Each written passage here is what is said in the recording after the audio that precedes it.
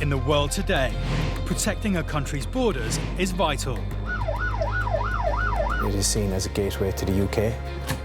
These are the men and women in uniform responsible for safeguarding Ireland's borders. Stopping. Look at me, behind the yellow line. Searching. Have you been stopped at a checkpoint before? We just listened to me.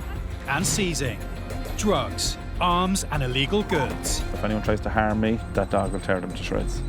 Saving lives. I'd say about 200 kilometres per hour. And protecting Ireland's inhabitants and millions of visiting tourists. You could have been here 100 times. It doesn't mean that you're guaranteed to get in the 101st time. They police the ports. But you have to make sure there's definitely nobody underneath the vehicle. The airports. Why did you tell me you weren't working? And the roads. These are very badly damaged straps. If you can't drive the truck, shouldn't be on the road. These are the Border Interceptors.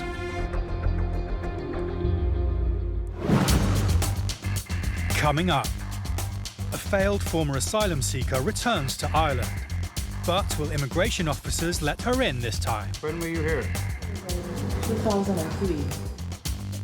A checkpoint outside Dublin has the traffic cops seizing illegal vehicles off the road. There's too many things wrong with it. And problems with a passport risk a passenger's entry to Ireland. I can't find anywhere to land a stamp. I think it's stamp.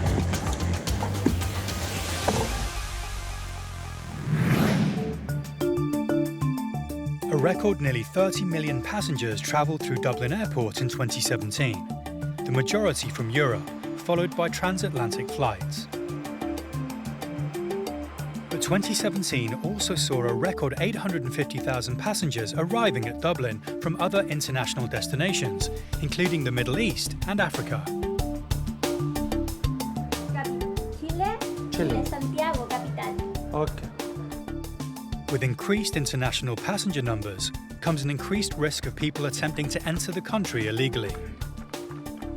Department of Justice figures show that the Republic of Ireland is facing its highest level of asylum claims for a decade. So it's vital that officers at border control continue to scrutinise passengers to make sure they are entitled to visit or stay in the country. Working at the non-EU passenger booth today is Officer Ray Flannery. The family arrives at his desk, and Officer Flannery begins the process of assessment. Have you been here before? When were you here? 2003, as an asylum seeker. The woman admits she travelled to Ireland before, in 2003, when she applied for asylum. Her application was refused.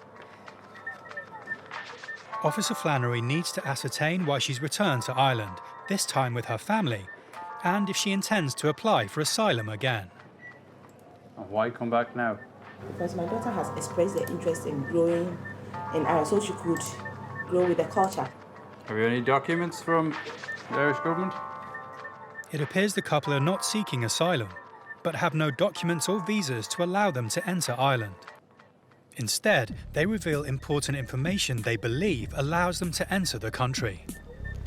We apply and they get birth. As their daughter was born in Ireland, she has an Irish birth certificate, which the couple are able to present to Officer Flannery. This immediately changes everything.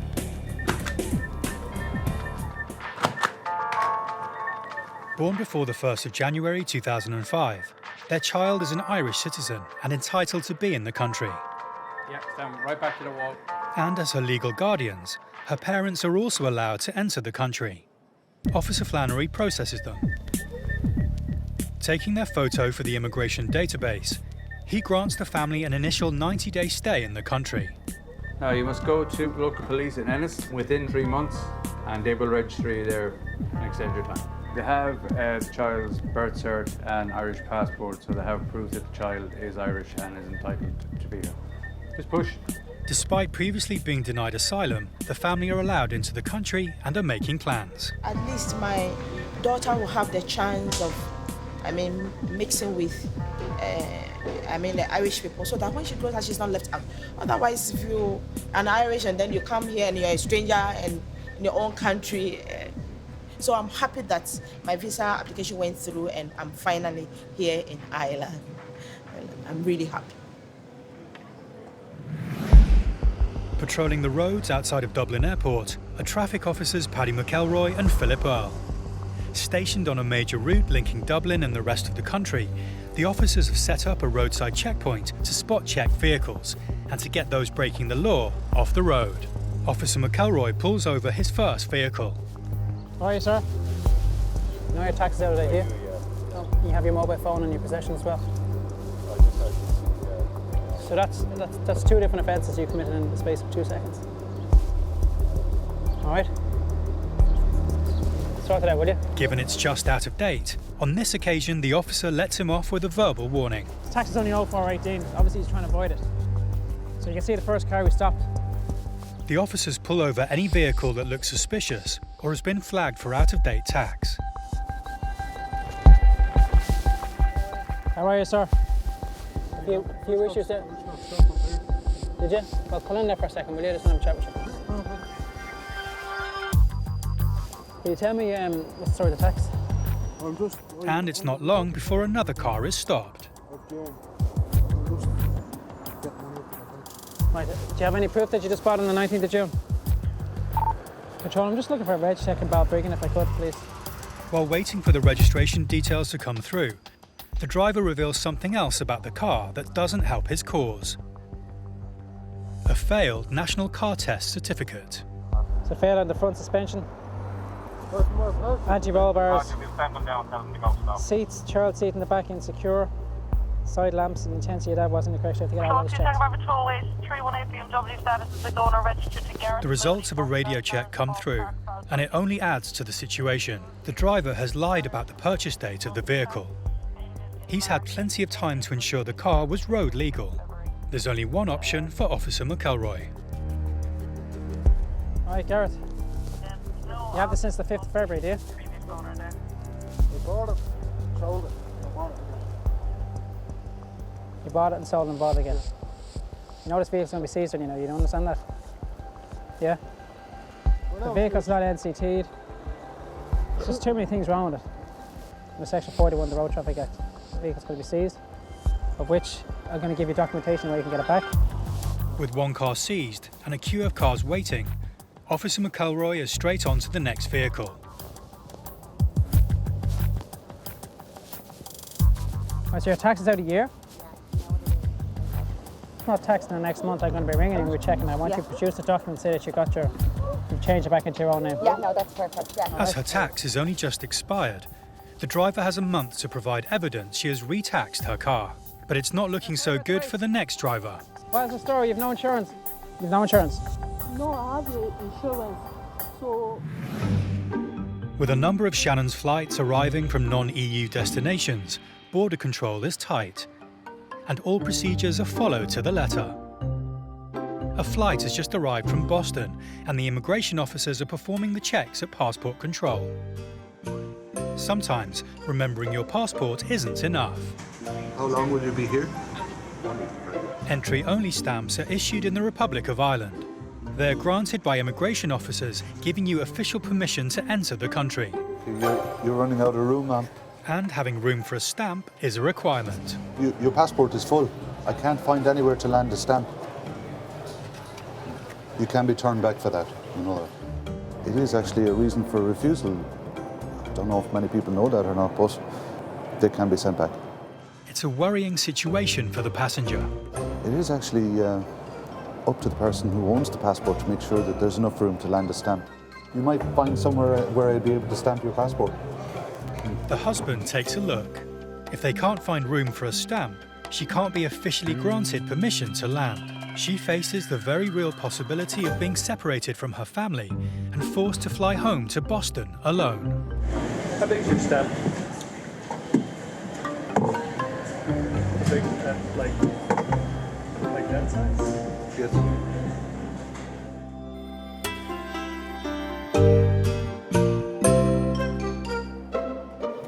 I'm going to try and find some corner of your passport to do that. The officer makes his decision.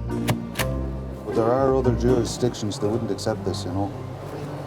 Thanks very much. You're going to run into trouble eventually, you know. If a stamp can't be landed by an immigration officer, not just in this jurisdiction, but probably pretty much in every other jurisdiction, they can be sent back. She's free to enter the country on this occasion, but she might not be so lucky next time. Last time they told me to get more pages, but I didn't do it. Just time to get a new one. I'd welcome smaller stamps for a standard passport. People are traveling a lot more these days, going in and out of countries that don't have visa waiver programs, so I think it'd be probably helpful. He said, oh, you need to get it fixed, and we can see what we should have. Operating a roadside checkpoint on the outskirts of Dublin, officers McElroy and Earl are stopping and seizing vehicles that shouldn't be on the road. And having already claimed one car, it's not looking good for another driver, despite her arguments. No insurance? No, I have the insurance. So You're not putting the insurance. No, this vehicle's being seized now, okay? You're not driving this car further than here. It's very stressful for me. Yeah, well, if I let you drive 2 minutes down the road and you're involved in a crash, you've no insurance. What's that make me look like? No, because I'm only going to park. I know you're only going. You could only be driving into that driveway and still be taking it. You've told me. The problem, if it's lived there, we need to pay the money. That's the problem. But you have told me you've no insurance. That's a big offence. Because if you don't want me to lie to you, have the insurance, you can't see it. No. So the vehicle is being seized. No, I know it's seized. So can I get your name? Maybe? Yes, of course. I will write my name on this. And you want to make your way down to the motorway and you can get the detective home. To get their cars back, the drivers need to produce valid tax and insurance documents. And it needs to be done promptly. If the cars are not claimed after 3 weeks, there's a possibility they will be crushed. Detective Garda Mick Lally is on duty at Dublin Airport, checking passports and helping to safeguard Ireland's borders. The next visitor in line is an American lady who has arrived to work with the charity looking after elderly people. And who are you working for here? Friends of the Elderly. It's a non-profit based in Dublin. Where is it? On 25 Bolton Street. And do you have a date for return home? Yes, August 20th. Are you definitely going that date, yeah? Officer Lally has to ensure that the information she is giving is legitimate. If it doesn't check out, he could put her straight back on a plane to the US. Meanwhile, at Detective Garda Ray Flannery's booth, a young Australian girl has handed over her passport. But Officer Flannery isn't happy. Problem is that you've had a refusal in the UK, so that generally creates a problem here. If you've been refused there, you don't generally get permission to come in here. And the only grounds they gave you for refusal was that you didn't have a work permit. Would you not have thought to look for one before? Well, I had thought that if I started just training or working there, then I could apply for one. But no. All has to be obtained beforehand. Yeah. So they refused you and then they allowed you into the UK for 3 days. With a refusal already on her record, it looks like the girl is going to become one of the 4,000 people turned away at Ireland's borders every year. Meanwhile, Officer Lally checks that all the details of the charity worker are correct and her paperwork is valid for her stay. What did you say is the name of the place? Friends of the Elderly. You're not going to collecting flights. Satisfied that everything is in order, he takes her photo for the immigration database. Now, will you just stand there to get your photograph, please? He explains that he's given her the maximum length of stay that he's allowed to. If she wants to stay longer, she'll have to apply for an extension at the immigration office in Dublin. Now, I've given you till the 30th of August. That's the longest I can give you, so if you decide you want to stay on for a few days, you'll have to go to immigration and tell them, you know. Officer Lally returns her documents and allows her to be on her way. Yeah. Okay. Back at Officer Flannery's booth, though, the young Australian isn't having as much luck. So how many days do you intend coming here for? In total? 2 weeks. 2 weeks. How much money do you have with you for your stay? I have 900 euros. Unprepared and travelling without the correct work permit, he needs to assess whether he thinks she is a risk to island security. Where are you going to stay here? In Westmeath, Southern Ireland. Westmeath, okay. Okay, so you're going to stay with him for 2 weeks? Yes. And then? Fly to either Dubai, direct from here, or just use that route if Emirates won't let me change. Fly from here to Düsseldorf, then just use that. Okay. Right, I'll allow you 2 weeks. Okay. Happy she is telling the truth and has enough funds to support her proposed stay in Ireland, he grants her access for 2 weeks. After that, she will have to leave Ireland and apply for the correct work permits to return. Hopefully the visa will only take up to 3 months maximum. They have already notified us, and then I'll return to the UK to work. At Dublin Port, preparations are being made for the arrival of a massive international cargo ship, the San Fernando Rey. And that includes making sure security is tight. A record 36.4 million tonnes of cargo passed through the port in 2017, including half of Ireland's oil and 80% of its freight. So keeping on top of safety and security is a vitally important job. The San Fernando Rey needs careful attention. At 137 metres long and weighing over 12,000 tonnes, it can only be docked at certain times of the day when the water depth in the port is deep enough.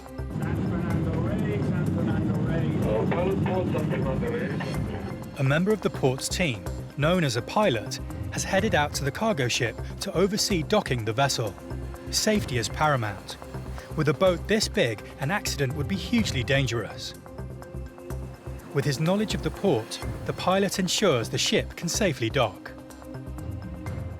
His presence is a requirement for all large commercial vessels arriving at the port. Once on board, he takes control of the ship and, with the help of tugs, manoeuvres into its docking position. Once secure, the port can start unloading the ship's cargo. While its dock security is tight, port officers police landslide, while the ship's security officer is responsible for on board. Nearly 4,000 illegal immigrants are deported from Ireland every year, around 15% of them from African countries. A ship the size of the San Fernando Rey is a perfect target for stowaways and criminals. And while the ship is docked, the security officer makes regular security searches. Usually we made the security round around the ship every 4 hours. When I'm making a ship search, I'm looking for persons which I've never seen and maybe some strange or unknown, for me, unknown objects. On this occasion, the security search turns up nothing. But he'll need to remain vigilant until the ship finally leaves Dublin Port. Roadside checks have become a vital tool in the Road Safety Authority's battle against unroadworthy vehicles. Right, thank you. Bye-bye. Officer Liam Lawler is manning a roadside checkpoint. This trailer is going to need further investigation.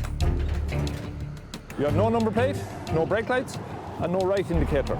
Yeah, but when I go, it was working, you know what I mean? Are you Polish? Oh, Slovak. Slovak. Being part of the EU, driving on a Slovakian licence is perfectly legal. But breaking Irish traffic laws is not. Okay, you don't have a licence to pull a trailer because this trailer has a maximum authorised mass of 2,700 kilos. You don't have the category here to pull the trailer, which is BE. Yeah, okay. But you don't have that. Yeah, I have. Yeah, this is a car licence. Yeah, but I did this 96. I pay a course for that in Slovakia that I can pull the trailer. It clearly shows here the EB licence, or BE, which is the same thing, car and trailer, which you don't have. Yeah, this 96 means that I can pull any trailer to the size of 4.5 tons.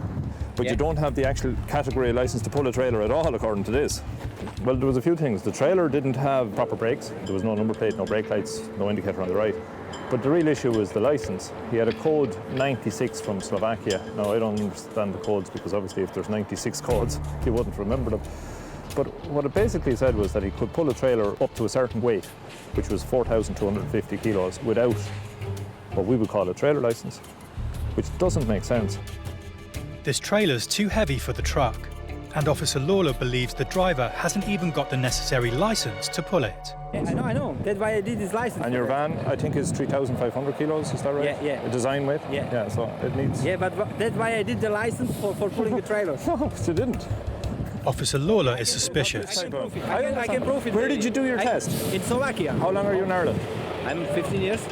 I bought home caravan and that's why I did this special license. You just went back to Slovakia for the purpose of getting this class on your license? Yeah. And why didn't you do your test here if you're here 15 years? I don't know. Whatever has happened, you still didn't get your category on your license here, BE. You did the test with the trailer?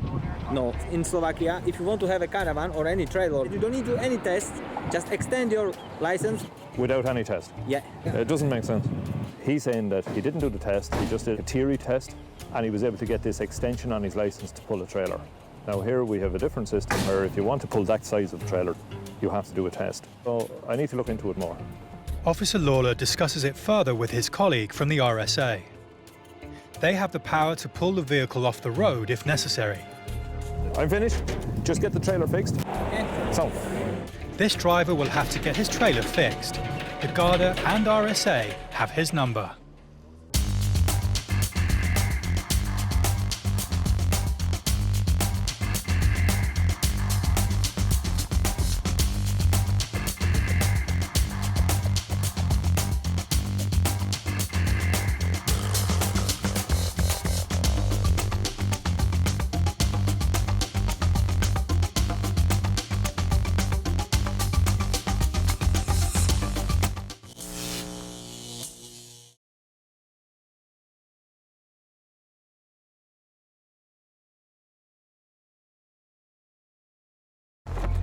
In the world today, protecting a country's borders is vital. It is seen as a gateway to the UK.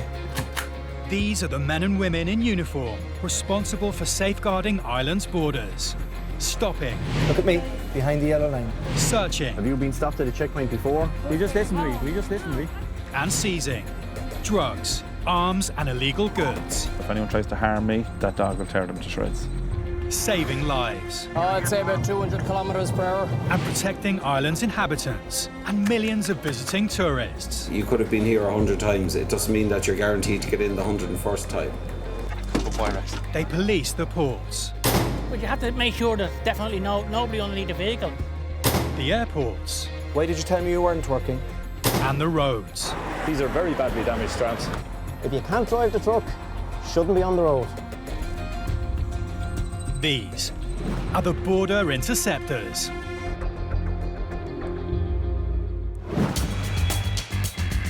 Coming up. The Garda Traffic Corps are in hot pursuit of a stolen vehicle. Permission to use Stinger if we get in a safe position, please.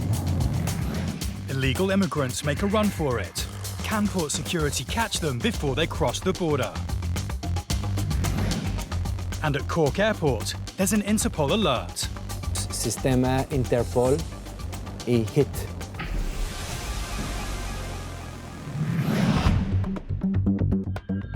Over 2.3 million passengers pass through the doors of Cork Airport every year.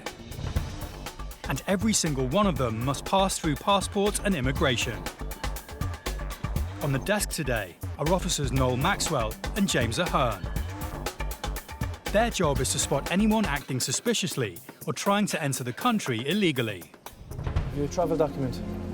Border control entails the vetting of EU persons and non-EU persons.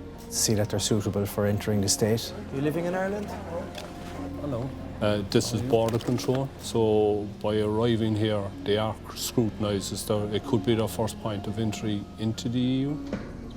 In 2017, nearly 500,000 people were denied entry to EU countries by border guards. We high up there in human rights stakes. It is seen as a gateway to the UK.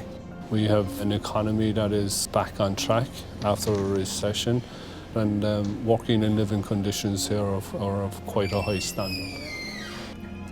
I suppose the main thing with border control policing is experience. Off the phone, take your card, stand behind the yellow line. Excuse me, hello, look at me, behind the yellow line. All right, very good. You are watching, you are listening, and you're carefully scrutinising people as they're coming towards you in the lines and the queues, and then you're following that up with questions and scanning of documentation. At an international airport like Cork, immigration officers must face people from all over the world. Why did you tell me you weren't working? Because I don't understand your question. There are occasions where people may want to use the fact that they are not fluent in English. That creates a problem. A woman has just flown in from Spain and is at Officer Maxwell's desk. And there's a problem with her EU identity card. The card has had a hit on the Interpol database. 30 million travel documents are reported lost or stolen across Europe every year. Counterfeit and stolen documents are a key factor in international terrorism, with criminals paying up to €10,000 for them on the black market. Back at Cork Airport, with the woman's limited English, it's tough going for Officer Maxwell. Good job his colleague James Ahern speaks Spanish. ¿Tienes pasaporte? No, no traigo pasaporte, o sea, ni me he molestado en sacarme el pasaporte. Aquí tenemos sistema Interpol y HIT.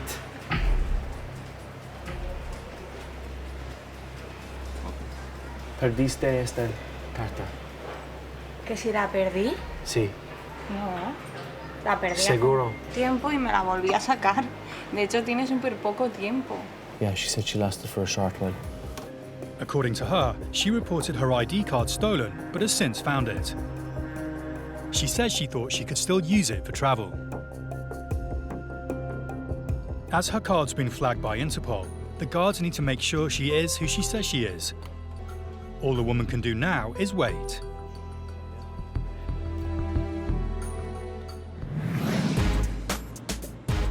Car crime in Ireland is big business. Using the busy seaport at Dublin, criminals are able to steal cars to order and have them out of the country in a matter of hours. Operation Waste was set up to combat the gangs involved. Since 2015, it's estimated that over €3 million worth of stolen cars have been recovered. Garda traffic officers Damien Duffy and John Caitlin are working to patrol and secure the Irish borders in the never-ending fight against crime. We have a great emphasis on policing the port for a number of reasons. It's a point of entry and exit into the state. We have to keep our eye on people and goods coming and going that shouldn't be. There's an awful lot of very high-spec, very high-value cars being taken. Very often the keys will have been fished outside of the letterbox.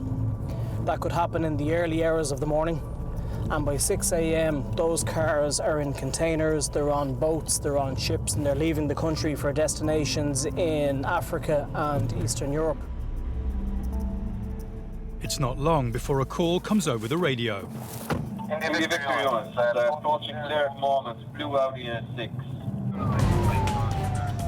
It's exactly the type of vehicle that is smuggled across the border overnight.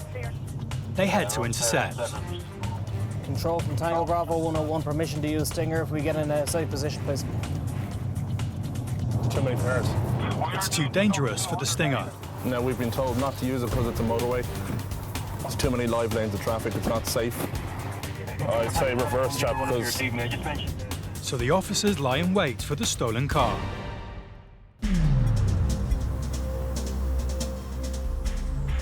Here he comes now, full speed. Oh, lovely Audi. Oh, Ford Focus. Oh, the RS. Oh. What's your look? Follow on. Oh, I'd say about 200 kilometres per hour. The stolen Audi disappears fast into the distance. There's no way these boys in their standard issue patrol car are going to keep up. My God, that's some speed, isn't it, guys? It's absolutely scary. Luckily, several colleagues in more high-powered vehicles are already hot on its tail. Straight through the roundabout. Officers Duffy and Caitlin follow close behind, ready to offer backup at any moment.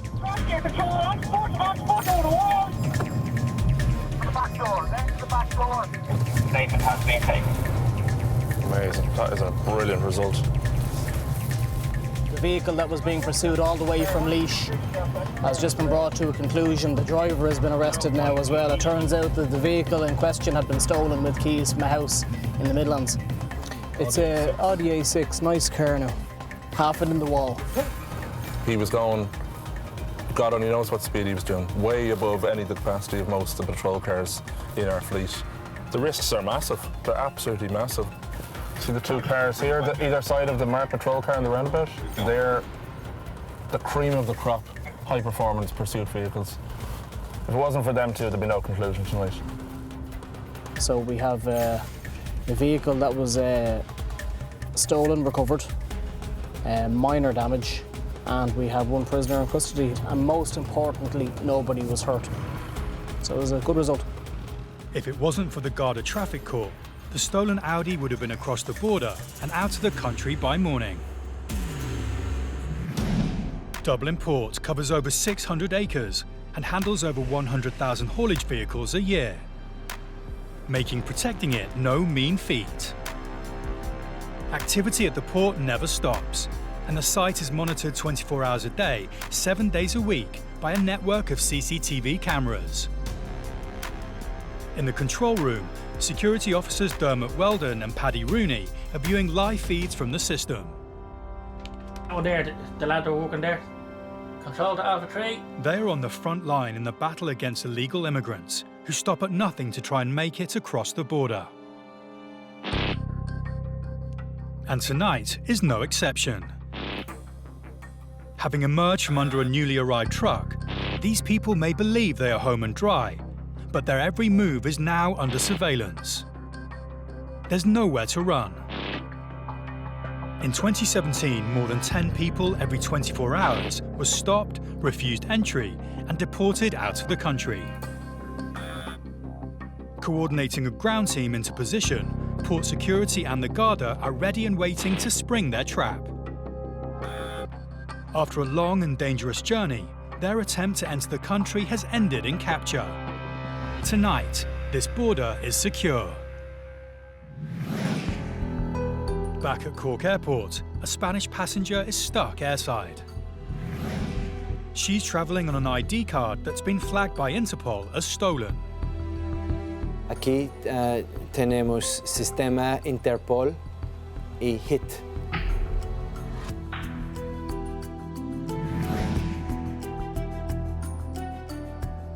Finally, she's able to produce a Spanish driving license. Now the guards must decide if the woman is who she says she is. It's entirely down to Officer Maxwell to decide if the woman should be allowed to enter Ireland. Okay? Sí, todo. He reviews her paperwork and is satisfied. The woman is permitted to enter the country. Okay, this is your driver's license. This is a letter explaining. Right, I don't know your English. Your English college will have to explain. Dentro de 2 meses, sí. Yeah. Tenemos que llevarte tarjeta, ¿ok? El DNI. Sí. I must keep this, okay, because of this. Vale. Bueno, gracias. Gracias. Hasta luego. Hasta luego. She said that she had lost her card and obviously had reported it lost or stolen and then had found it again and now was reusing it. So it comes up as a hit on the system. So we're obliged then to act on that. She had her Spanish driver's license with her, so I was happy with her identity and that, and she's here for a specific reason in the country. So she'll have to go to our embassy and get a new travel document issued. There are approximately 350,000 goods vehicles on the road in Ireland, travelling between the borders and from coastal ports to airports. It's the job of the Road Safety Authority, working with the police to enforce the rules that keep vehicles safe on Irish roads. brake pad indicator light on as well, like. Okay, I'll take so, some details now. Yeah. Today, Garda officer Liam Lawler is part of an RSA checkpoint in Carlow. Officer Lawler has pulled over a truck and is immediately concerned by what he sees. The truck is fully loaded at the moment. Here at the back there's kegs, they're full, quite heavy actually, and there are other products on top of products here on the top, on the pallets. So you have a pallet of goods, then you have other products and other products on top of that again. So you have an unstable load. There's nothing holding this load here. The curtains are purely to keep the weather away from the product. This could be very dangerous if the load was to shift on a bend or on a roundabout or a sudden stop. It wouldn't be right to let them continue knowing that it is not a safe load. Officer Lawler calls the truck owner to voice his concerns. When we open the curtains on this, there are no gates or any form of load securing on it at all. A little bit disappointed that it's like this because, you know, anything can come through the curtains. They're purely a weather curtain, you know. We can't let them continue with the truck the way it is at the moment. Driving with an unsecured load could mean 3 penalty points and a fine of up to €5,000 for the driver. Officer Lawler tells them that unless they can rectify the situation, the truck is going nowhere. It's not long before a van arrives carrying a set of gates for the beer truck. Officer Lawler supervises as they are fitted. And I can tell you now. Why these were not put on before the truck left its depot is anyone's guess. These are the gates that already obviously have been made for. They weren't made in the last hour since we stopped the truck. So they obviously have been made already and just hadn't been fitted. This changes this load completely. Obviously, with these cages, nothing can break free.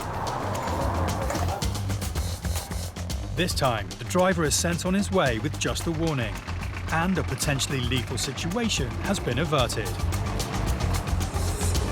Had kegs of beer, he had crates of beer, and for one of those kegs to come off and to hit or to damage or to go through the windscreen of a car could have catastrophic effects, really. Car and commercial vehicle smuggling is a major organised crime within Ireland. Knocked-off vehicles are traded on the black market, with cars either used for crime or specific models stolen to order. There's an awful lot of very high-spec, very high-value cars being taken. That could happen in the early hours of the morning. And by 6 a.m, those cars are in containers, they're on boats, they're on ships, and they're leaving the country for destinations in Africa and Eastern Europe. Dublin Port handles around 400,000 shipping containers and trailers each year. Brand new vehicles are shipped in and out of the port daily, and it's while they're stored on site that opportunists strike. But getting the vehicles out of the country requires getting them past port security. On ground patrol, Security Officer Dermot Weldon is called to the port secure truck compound, where new vehicles are stored, awaiting collection. A man has handed over paperwork claiming it allows him to take a truck. But Dermot is not convinced and has called in colleague Paddy Rooney to take a look.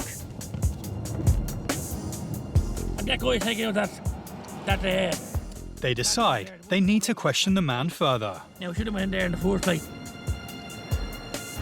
With nothing to prove that the truck should be released to him, the officers need to work out if this is another case of vehicle theft. This gentleman has a small little docket. But the problem that we have here at the moment is he could have collected that docket inside for a load, then came over here hoping to get a €90,000 truck out of here. Making the wrong decision will allow the driver to take €90,000 worth of truck out from under their noses. He's not collecting a 40-foot unit. He's collecting a brand new crab. Have you on it, 90,000 worth. So you come along on Monday morning, man comes down and looking for his cabin, and it's gone. The man still insists he's supposed to be picking up the truck. The gentleman has a pass that they use for... Paddy radios through to the security office to see if there's anything that might prove the truck can be released. But without the paperwork, it's bad news for the guy. No, it's not allowed. Especially a new truck. Paddy and Dermot have stuck to their guns. This truck is going nowhere. Dublin's busy port is located 20 minutes drive away from its international airport. These two key destinations require frequent freight deliveries transported between them. HGVs now use Dublin Port Tunnel. At 4.5 kilometres long, it easily connects the two locations, avoiding the city centre and shaving time off their journeys. The trucks are picking up jet fuel from ships docking at the port and transporting it to the airport to refuel planes. Carrying highly explosive loads through underground tunnels requires skilled drivers to drive extremely carefully, as tunnel fires can be catastrophic. Patrolling in and around the tunnel today are Garda traffic officers Philip Earle and Paddy McElroy. Travelling in an unmarked car has its advantages.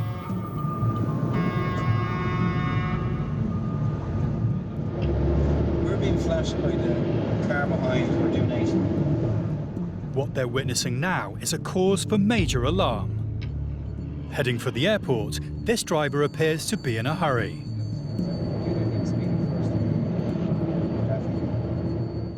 Trucks travelling over 80 kilometres per hour require at least 100 metres to stop safely. Here we go, it's going for an overtake. Speeding in a confined space and carrying explosive material, there's only one guaranteed response.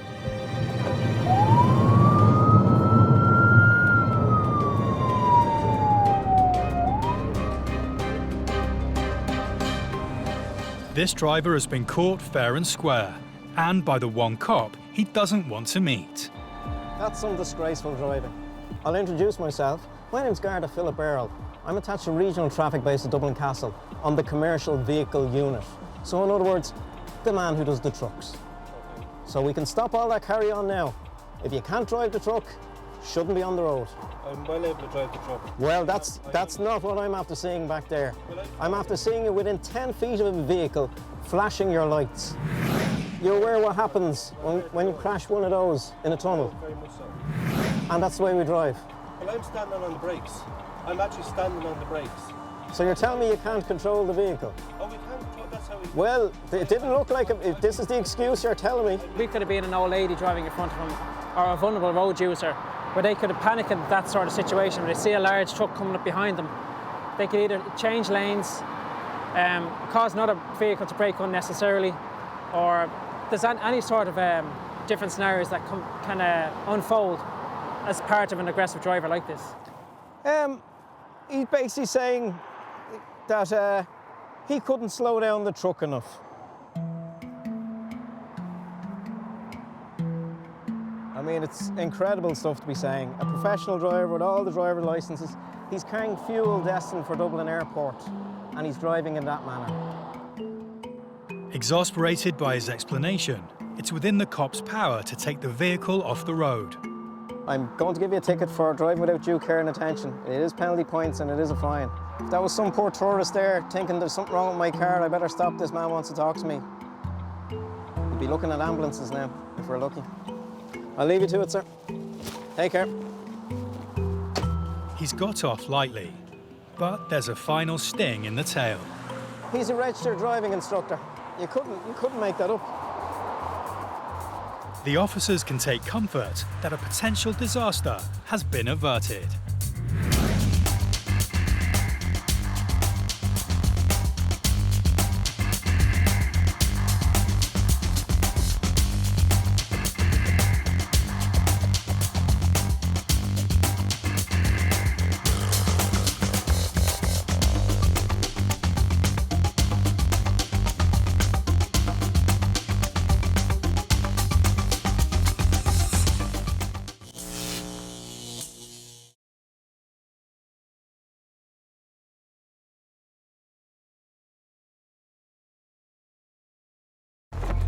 In the world today, protecting a country's borders is vital.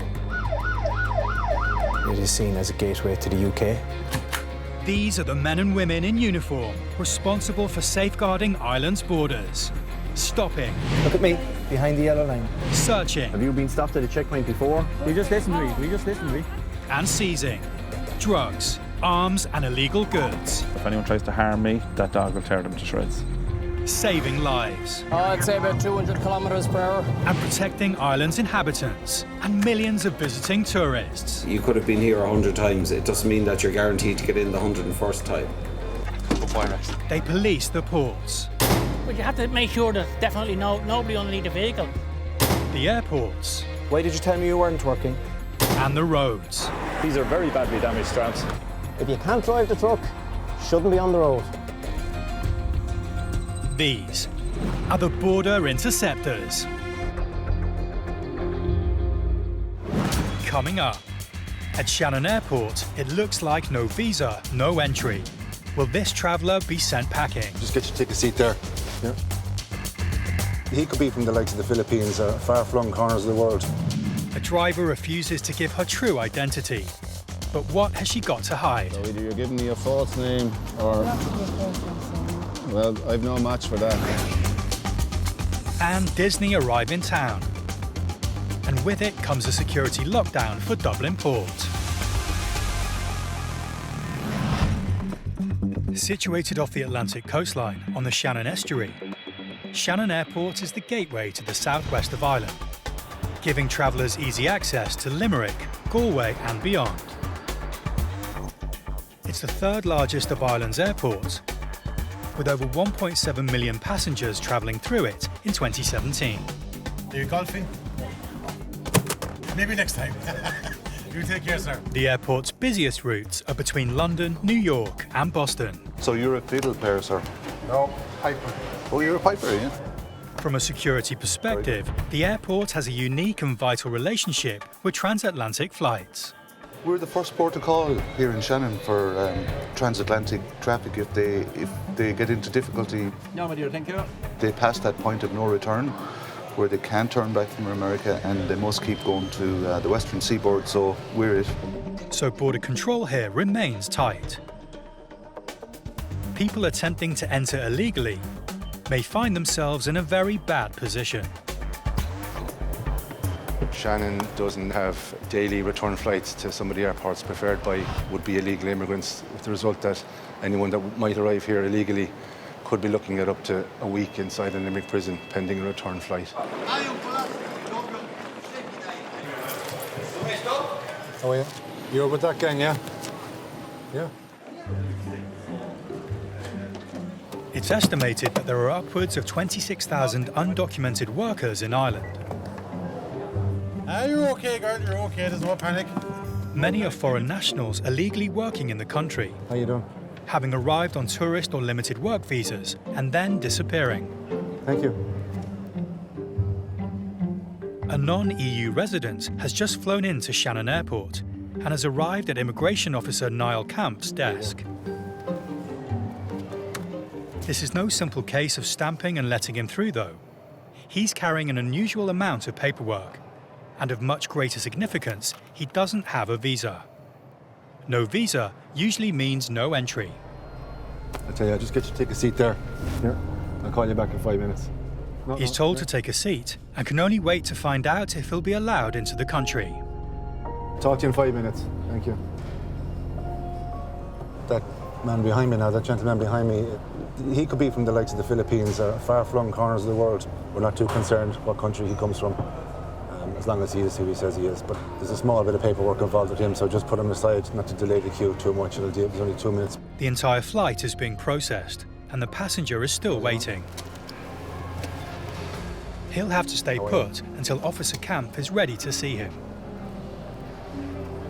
How you doing? The passenger is called back to the desk. He's got to hope that the paperwork he's carrying will be enough to allow him into Ireland. How long will you be staying for? Welcome back. Thank you. Now, how are you doing? Officer Camp is aware that he has arrived in the country without a visa. And with no visa, there's a very real chance he'll be sending him packing on the next flight home. Have you been here before? Yeah. However, having gone through his paperwork, he's identified as a working international fisherman. And he's carrying a seaman's book. It's a record of his service working at sea and allows him entry into a country without a visa if he's immediately joining a ship's crew. Do you know the name of the ship you're boarding? Valiant. But the Arklow Valiant? Yeah.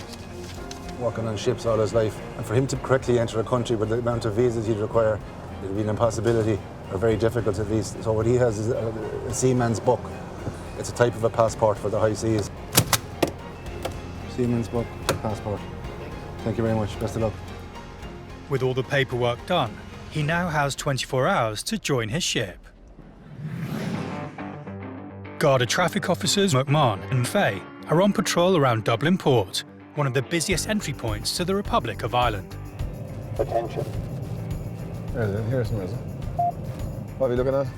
Their automatic number plate recognition system has raised a flag, and they head to intercept the car. Yeah, I drive off from a fuel station. When was the warning put on there, Control? The car has driven off from a filling station the night before without paying for goods.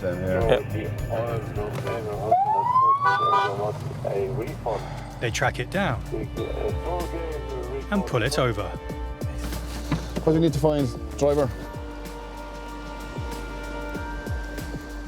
Hello. Is this your own car, madam? It is, yeah. What's your name? Nicola Thompson. Yeah. What's your date of birth, Nicola? 28 of 5th, Yeah. 1974. Nicola, can you tell me who was driving the car last night around 9 o'clock? I was. You were. And the car was up in Navan last night at 9 o'clock at a filling station. It left without paying for wine and for oil. You don't know anything about that? Tango Bravo 208. Control, could you oblige with a driver lookup, please? Surname is Thompson. The date of birth is the 28th of the 5th, 1974. Nicola, I'm not getting any match for any driving licence assigned to a Nicola Thompson, the 28th of the 5th, 1974. So either you're giving me a false name or... Well, I've no match for that. Anyone who has a licence in the country, their details are stored in our computer, and there's no match for Nicola Thompson, the 28th of May, 74. No, it's 28th of May. No, it's the 9th of August, 1988. You said the 28th of May, 74. No, sorry. You tell me 88. You're not 1988. So start giving me your correct name, address. I'll arrest you and take you to the Garda station, and we'll verify your details there. So give me, pardon me? Noreen. Noreen. Byrs. What's your date of birth, Noreen? 28th of the 5th? 71. One moment, please. Would you mind trying a different name, please, for the driver lookup? Burns, Byrnes, date of birth the 28th of the 5th, 1971. No, this is supposed to be a Noreen, but no match, no match. Having now been given two false names, will the Garda ever find out who the driver really is? While patrolling the major routes outside Dublin, linking the city with the ports, airport and the rest of Ireland, police pulled over a truck that was driving erratically and exceeding the speed limit. The vehicle was immediately seized and the driver charged with dangerous driving. But suspecting there is more going on with this truck than meets the eye, the police have now called in Senior Transport Officer Seamus Lynch from the Road Safety Authority to investigate. The driver has to comply with certain rules. They're called the driver's hours regulations. So the driver has to take prescribed breaks, he's got to take prescribed daily rest and weekly rest periods. And he's also restricted to a certain number of driving hours. So the purpose of the tachograph then basically is to keep a record of all them breaks, rest periods and driving times. By manipulating the tachograph, they're disguising all of that. You know? Officer Lynch begins his investigation by printing out the distance travelled data from the tachograph, as well as the recorded engine speed. But the data doesn't add up. Now, when I look at the vehicle speed here, right, it's telling me that the vehicle never moved. That's fine. The guy could have been at rest that day. However, the engine speed between 600 and 800 revs, there's a 36-minute period there. From 800 to 1,000 revs, we've got 53 minutes. So if I add all these up, compare these two printouts, the vehicle speed, 0 for 24 hours. But this is telling me that the truck was actually moving for 7 hours and 23 minutes. You know, there's no doubt there's a device here somewhere. Officer Lynch, suspecting the vehicle's tachograph has been illegally tampered with, decides to take the truck back on the road to test it. Our tachograph is recording the fact that we're actually driving. That's what it's supposed to do. The speedometer is working, and it's based on the information we've got from the calibrated speed gun used by the sergeant here. It's working correctly. The two speeds are matching, and the odometer is recording the actual distance travelled. So I'm happy that there's no device being used at the moment as we're driving this vehicle. Everything may have worked correctly in the test, but Officer Lynch suspects there is an illegal and highly dangerous device fitted to the vehicle. Now he needs to find the device to prove it. The Garda Traffic Corps have pulled over a car. It's suspected of being involved in a recent shoplifting incident. With her child in the back seat, the driver has been in no hurry to tell the officers the truth. And they're still trying to find out her identity. Have you any ID with you at all? No, not with myself. Have you a bank card or... No? Is that medication you have in your bag there? She finally provides a social security card. That's the real name now, is it? Yeah. Okay, so in third go. Yeah, I've been given a social services card now, control, and if you wouldn't mind trying that for me, please. And there's more to this woman's story. She's got previous. You just released out of prison back in November.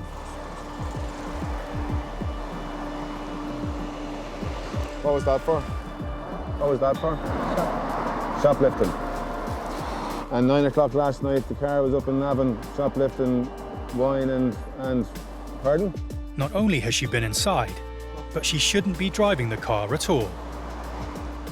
She's no licence. She was disqualified for 10 years back in 2003 and didn't get a licence since. You're going to have to get someone to come down. The car's going to be seized under Section 41, OK? You have no licence or no insurance. You can't have insurance with no licence. The woman's desperate. She tries to bargain with the Garda, tipping them off about a drug shipment heading for Dublin. When I say a deal, I mean a deal, and you'll get what the best lot of heroin that ever came into Dublin. It's not who you know, it's what you know. You don't want a load of imaginary heroin, do you? You sure? But they're not biting. The car is being seized. The woman retrieves her child and belongings from the vehicle and leaves on foot. The car's on its way to the pound. Another illegal driver is off the roads, and the officers can move on to the next call.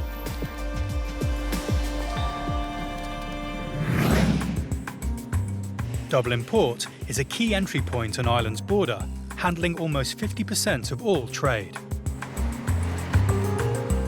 But as well as cargo and ferries, it's also popular with cruise liners. A record 151 cruises were confirmed for the 2018 season, bringing just over 270,000 visitors to Dublin and contributing €50 million to the local economy.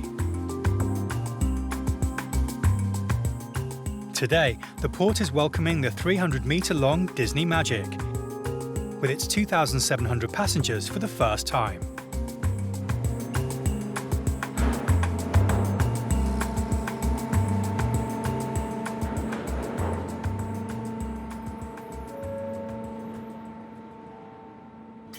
With the huge ship comes a massive security operation. Head of Port Security, Tom Kavanagh, is overseeing proceedings. Somebody do an interior, and just mirror underneath. The ship want them checked again when they come back in the afternoon. This cruise ship is the Disney Magic, and it's the first time she's been here, and it's a real good thing for us and for the passengers to come to Warren for the first time. Disney is a global brand, and we're really enjoying having them here. There's a great atmosphere. There's an entertainment package put on here by Dublin Port. There's always a high level of security on the mall, but this particular one has come straight from the US. So the level of security afforded to this one is incredible. We're really on our top of our game for this particular one. At the entrance to the port, Security Officer Dermot Weldon is overseeing checkpoint security.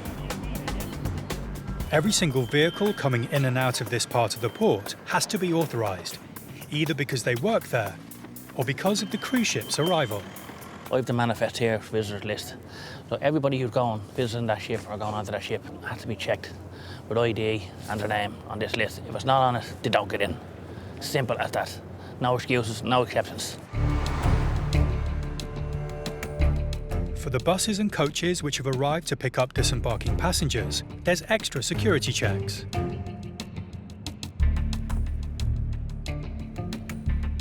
As Dublin Port is a potential high-profile target for a terrorist attack, the security team have to be vigilant, looking out for anything that might raise suspicion.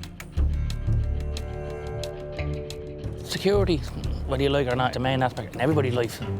Even if you have an alarm in your house, you have to make sure no one robs your house. It's the same with the crew liner. You have to make sure no one robs the crew liner, no one blows up the crew liner, no one's trying to blow up the crew liner. It's all about security. All the vehicles pass their security checks, and on the dockside, the cruise passengers can board their buses to go on excursions around Dublin. The passengers may have left, but with the cruise ship still in port, security remains at the highest level. Disney could be considered a target for terrorists or subversives. We will not allow anybody cause a problem here in Dublin. That's what they want and that's what they get. So far, everything has gone to plan. But until the ship leaves, the security team must remain on high alert.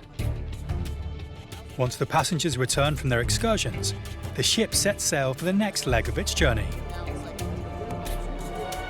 Finally, the security team can relax until the next cruise liner of the season arrives. A speeding truck has been seized by the Garda and its driver arrested for dangerous driving. But there's also a suspicion that the truck has been tampered with to avoid safety regulations.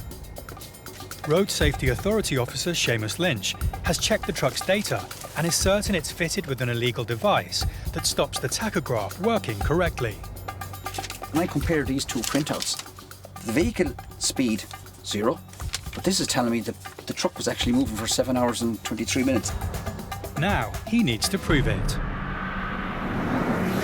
What's probably fitted to this particular vehicle is a canvas manipulation device. Having come across these devices before, Officer Lynch has an idea of how it works. To trigger the device, we've got to turn the ignition on without actually engaging the engine. Now, Darren, if you want to put your foot on the accelerator, I'll count to 6, 1, 2, 3, 4, 5, 6, starter. The device will be activated, and we will then proceed to drive, and we'll actually see what effect does this device have on the truck. Pulling out there now. You can clearly see the tachograph is not recording driving. We're actually not travelling at all according to the speedometer. It's at 0. Using a quiet stretch of road, the officer driving puts his foot down. We've upped the speed, so let's see what the calibrated gun tells us. We're now down 122. The speed limit is 90. The driver has no idea what speed he's driving at. The speedometer's not working, so he hasn't a clue. And you've got to bear in mind, this is a truck. A truck like this can't stop in a hurry. And usually the people who use these devices, they're used for the purpose of disguising the fact that they're driven longer hours than they're supposed to. They haven't got the required breaks or rest periods, so they're more than likely fatigued drivers. And the statistics show that 1 in 5 accidents are caused by fatigue. It's extremely dangerous, and I would imagine that the people who fit these devices give absolutely no consideration whatsoever to road safety. Armed with the evidence that the tachograph has been tampered with, Officer Lynch now needs to find the device. His team starts looking for anything unusual. And it's not long before they find what they're looking for. Is there a black box I see here? We've seen these before. Auto CAN bus data log. Going to have a look inside, okay? Right, there we have a printed circuit board. So what I'm just going to try and do a little bit of a test. Turn the engine on now, okay? Now if my suspicions are correct, I would expect to see a green light or something else. 4, 5, 6. There's your green light. She's now activated. With the suspicions confirmed, the evidence Officer Lynch has uncovered will be used to prosecute the truck's operator and driver. The haulage industry is highly competitive, leading to companies taking risks to complete the work on time. But on this occasion, they haven't got away with it. They now face a fine of up to €5,000 and even 6 months in jail. It's all down to being motivated by money at the end of the day. The more work they carry out, the more they get paid.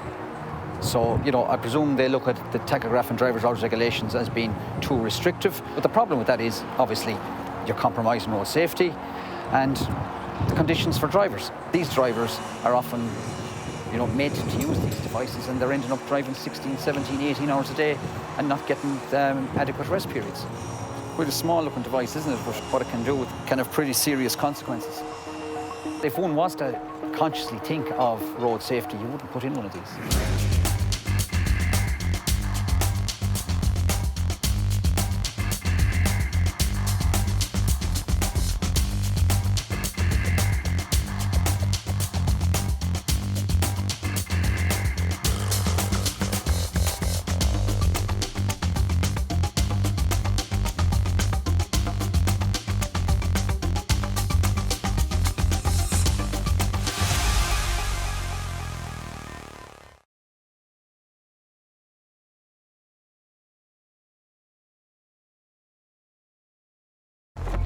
In the world today, protecting a country's borders is vital. It is seen as a gateway to the UK. These are the men and women in uniform responsible for safeguarding Ireland's borders. Stopping. Look at me, behind the yellow line. Searching. Have you been stopped at a checkpoint before? We just listened to me. And seizing drugs, arms and illegal goods. If anyone tries to harm me, that dog will tear them to shreds. Saving lives. I'd say about 200 kilometres per hour. And protecting Ireland's inhabitants and millions of visiting tourists. You could have been here 100 times. It doesn't mean that you're guaranteed to get in the 101st time. They police the ports.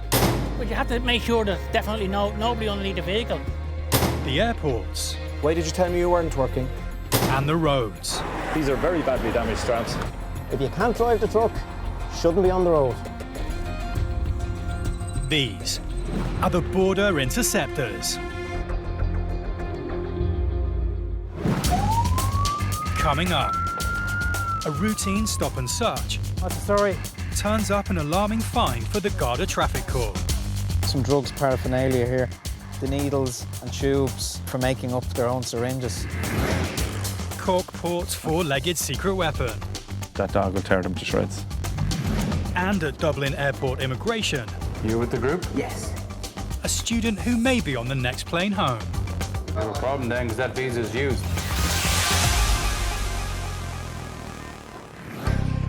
Corkport is the second busiest port in Ireland and welcomes car ferries, cruise ships and freight carriers, giving easy access to the whole of Ireland. The front line is protected by armed police. Their primary role is to stop people trying to smuggle themselves illegally across the border. Great, thanks a million. Thanks. Mostly families come in here, but you still have to be very careful about the checks you carry out. Brilliant, thanks a million. It's mostly people that we're interested in. We work hand in hand with customs, and they're interested in contraband. Thanks very much. Bye. But port security is not just of the two-legged variety. Officer Harrington is one of 2 Garda dog handlers for County Cork, assisted by 2 dogs, Laser and Rex. Rex is trained to find and detect various different illegal drugs. Very common misconception is that the dogs are addicted to the drugs they're trained to find. They're not, because a lot of the drugs that he's trained to detect would, if you got him into his system or up his nose, would actually overwhelm his system and kill him. The other dog we have here today, his name is Laser. Laser's trained primarily for search and rescue of missing or vulnerable people. But if the person tries to hurt the dog, hurt me or escape, the dog is trained to bite them and detain them. He's there to defend me at all costs, so if anyone tries to harm me, that dog will tear them to shreds. When you have a big angry German Shepherd that's barking and telling people to cop on, 9 times out of 10 they tend to listen. Rex and Officer Harrington are ever vigilant as they patrol the port, working as a team to detect smugglers trying to bring contraband into the country. Just letting them have a walk by, just seeing if they pick up on anything and possibly in any of the cars. Like if there's cannabis or anything like that in the car, they'd have a very pungent smell, and you'd actually pick it up, the dogs can pick it up outside the vehicles. From time to time you'd get specific information that might suggest that a particular car might be on the ferry that might be of interest to us.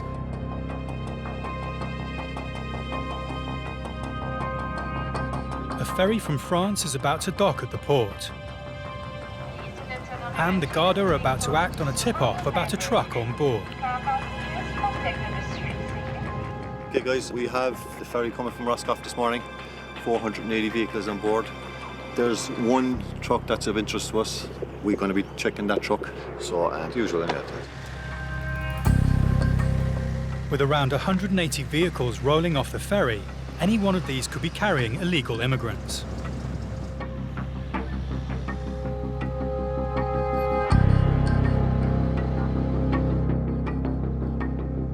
The officers spot the target vehicle as it leaves the ferry, and they pull it over as it heads to leave the port. They now move in to perform a thorough search, before deciding if the truck will be allowed to enter the country. Can I just have a quick look in the back there? I don't mind. Thanks very much. No, it's empty. We checked over at the far side. 3 times you were checked. Yeah. The Garda are prepped and ready to act, should anyone be hiding amongst the empty containers. We've had some problems the last few months in relation to that. I suppose it's just the current climate in Europe. A lot of desperate people over there trying to get a life. We're here to make sure that our borders are secure. We've had some clandestines come in on back of trailers. Yeah, I'm satisfied this is secure and there's nobody on board.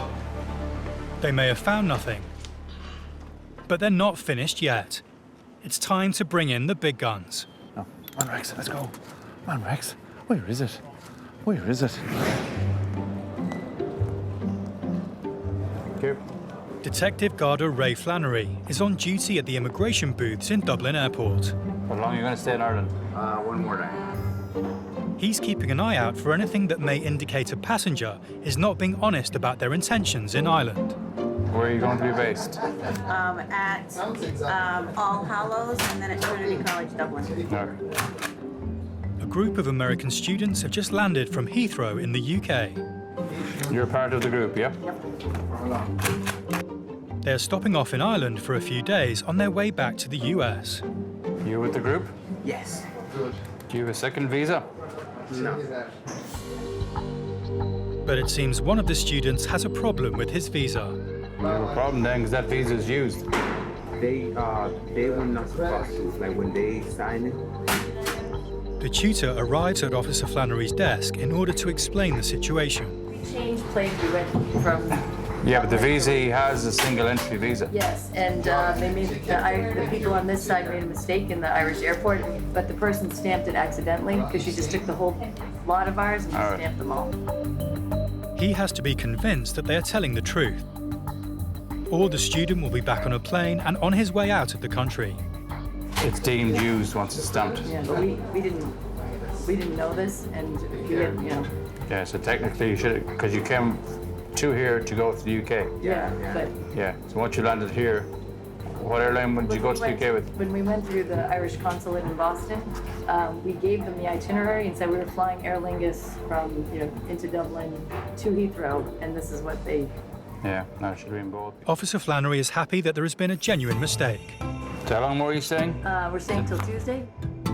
And allows the boy to enter Ireland to join his fellow students. Okay. Thank you very much. You had the correct visas, but just that the Irish visa was stamped in error. It didn't need to be stamped coming through here in transit. The next passenger at Officer Flannery's desk has flown in from Brazil. I have an Irish family, a wife and a daughter. He and his family have previously lived in Ireland, but have been back in South America. His family have flown home ahead of him, and he's just arrived to join them. We are living in Brazil, and during that period there, my GNIB expired. His GNIB card has expired. This gives him immigration permission to stay in the country beyond 90 days. He will have to register again for a new card. Are you living in Dublin? Yeah. You're down the country, you go to the local, but... Everything seems to be in order, until Officer Flannery asks the man his address in Ireland. What address are you living at? When I left, what we're going to live now. When you left, you were living in... When I left, was in... The address they have on record is from 2009. Okay, when did you live in Triton? This is when we married in 2009. Officer Flannery isn't concerned about the man's intentions, but explains that he needs to keep his contact details up to date at all times. Anytime you move address, you have to notify immigration that you have moved address. Right here. Okay? It's very important you do so. And we hold on to this card because it's expired. Okay? With Officer Flannery holding on to the expired GNIB card, the man will need to register for a new one. This time, making sure all his details are correct and up to date. Thank you. Okay.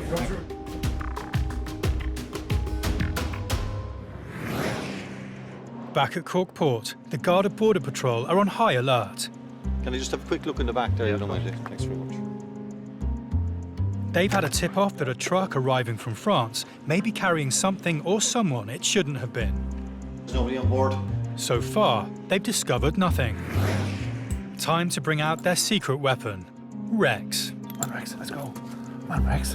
Where is it? Oh, you're going to work. Where's that? Rex. Every time these dogs go to work, they think they're playing a game. So if the dog isn't happy to be searching for his toy, he won't do it. So you have to keep the dogs happy at all times. The dog goes to work, checking potential hiding places for smuggled drugs. So now he's in work mode and he will just fly through this truck searching it. And if he comes across anything, he would stop beside it and start barking and scratching at it using his paws. With a sense of smell 2,000 times stronger and 50 times more sensitive than that of a human's, Rex is a potent weapon in security operations. Good boy, Rex. To him, it's a game. But if he finds anything, the drivers won't be smiling. Okay. He's very, very good at what he does, and he can make our search team's jobs an awful lot easier. Good boy. Yeah. Good boy. Rex's expert nose finds nothing. Given the all clear, the truck is waved through into the country. On this occasion, the tip-off hasn't led to a bust, but the squad will remain vigilant, ready for the next illegal attempt to enter the country.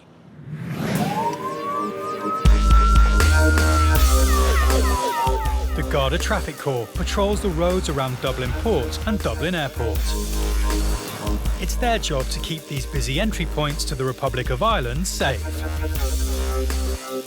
Officers Paddy McElroy and Philip Earle are in their patrol car. And they've spotted something that rings alarm bells.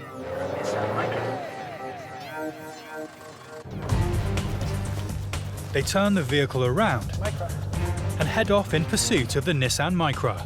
Just took the turn a bit quick for my liking. As the driver overtakes other road users erratically, Hasn't copped us yet. He wouldn't drive like that if he knew we were behind him.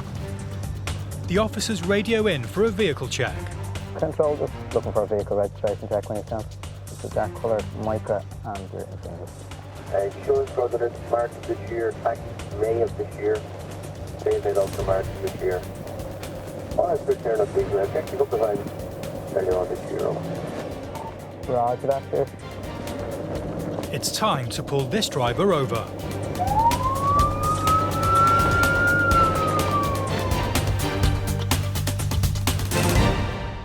Officer McElroy approaches the car to investigate. Oh, you keep an eye on them, fella, will you? You're coming up with loads of stuff missing on your car. Missing? Yeah. Documentation. No, I just bought this car 2 years ago. Insurance in the post and I have insurance. NCT's gone. Tax is gone. No insurance displayed. Your insurance in that. I paid for my insurance every Can you month. turn off your engine there for a second? It's off. Is it off? Yeah. Do you have a driver license on you? No, no. I'm missing. You have no identification? No. Well, who'd you buy this car off? I bought it a fella in the ocean in the boot yesterday. Yesterday? Day before yesterday. You're tripping yourself up now? No, day before yesterday. Honest to God, yeah. Got no tax, no insurance and no NCT. It's got a male driver, female front seat passenger. The female has all the usual physical signs of a drug user. He's saying that he's just bought the car. So he doesn't appear to have any documentation to back it up. Again, I think this one will end up being seized. Officer McElroy suspects the man is telling him a pack of lies. Control, could I get a person? He's got no ID and no proof that the car is legally allowed on the road. So the officers have no choice but to seize his vehicle. Could we get a tow truck up to this location, please? Your car's going to be seized. Under Section 41 of the Road Traffic Act. Please. A suspicion of no insurance. You see, you told me you bought it yesterday. Yeah, my license at home. I also got my How license. did you get insurance? I'm going to show you. I paid every month. Where did you get insurance? Downtown. You only said you bought it yesterday. No, the day before yesterday, but I put my insurance in. I paid every monthly. It's £200. I'm not satisfied. Please, God, don't just. I'm not satisfied. Please. When I say that you've no license. Yeah, but have my insurance and license. Our checks have yeah, but I'm produced. I'm from the north. I'm in New York. I got past my test and I have my license. Honestly, God. James, it's been seized. I've made a decision. Okay. If he's going to stand any chance of changing their minds, he's going to have to think fast.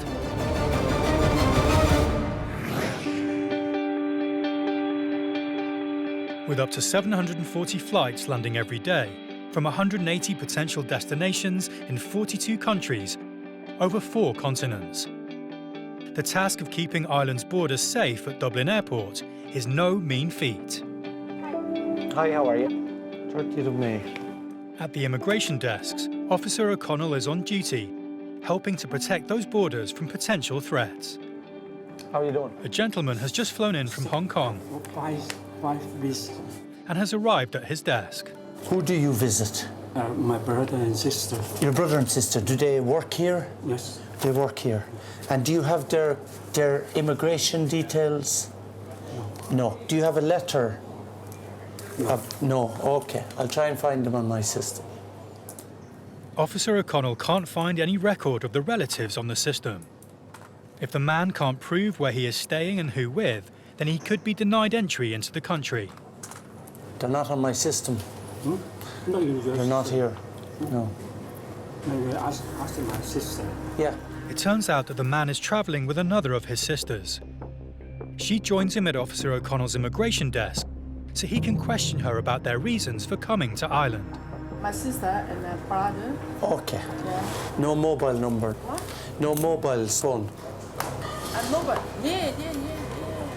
0872. This is your sister. Yeah. Sylvia. Okay. The woman gives him a phone number.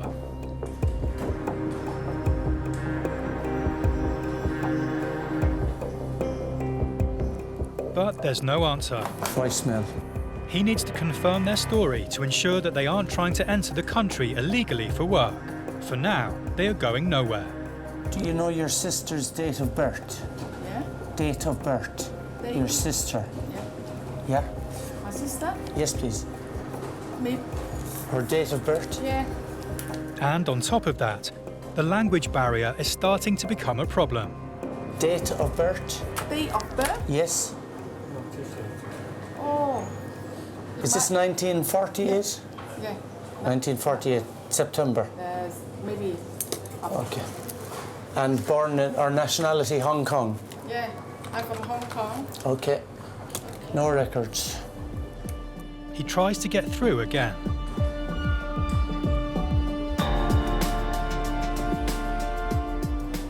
Hello, Sylvia? And this time the call connects. Immigration, Dublin Airport. You're expecting a visitor? Who is it? Okay, so I just need to get your GNIB number. Okay, and did you register with immigration?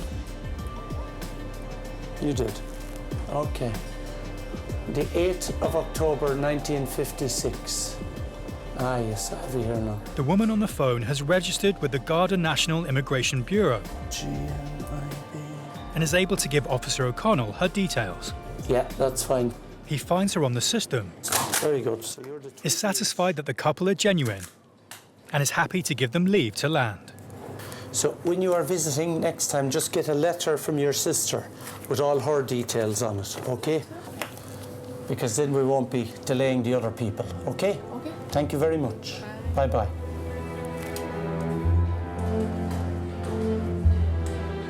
If they hadn't any contact details, it's grounds to refuse, to be honest with you, because they're telling you they're coming to visit people, and if I can't find them on the system, it means they're probably not here legally. So if I hadn't been able to find them, it would have been grounds for refusal. Garda Traffic Corps officers Paddy McElroy and Philip Earle have pulled over a car for driving erratically. Coming up with loads of stuff missing on your car. They suspect the driver is being far from honest with them. I'm not satisfied. Please, God, don't just I'm not satisfied. Please. He's got no tax, no insurance, and no national car test certificate. And on top of all that, he can't produce a driving licence. It's been seized, I've made a decision. Okay? They've seized the car. But before the tow truck arrives, it's time for a routine search. Yeah, we're going to give it a quick search. You have nothing in the car that you shouldn't have. No, don't use me. Do you take any drugs at all? Drink. Drink? Yeah. Fit.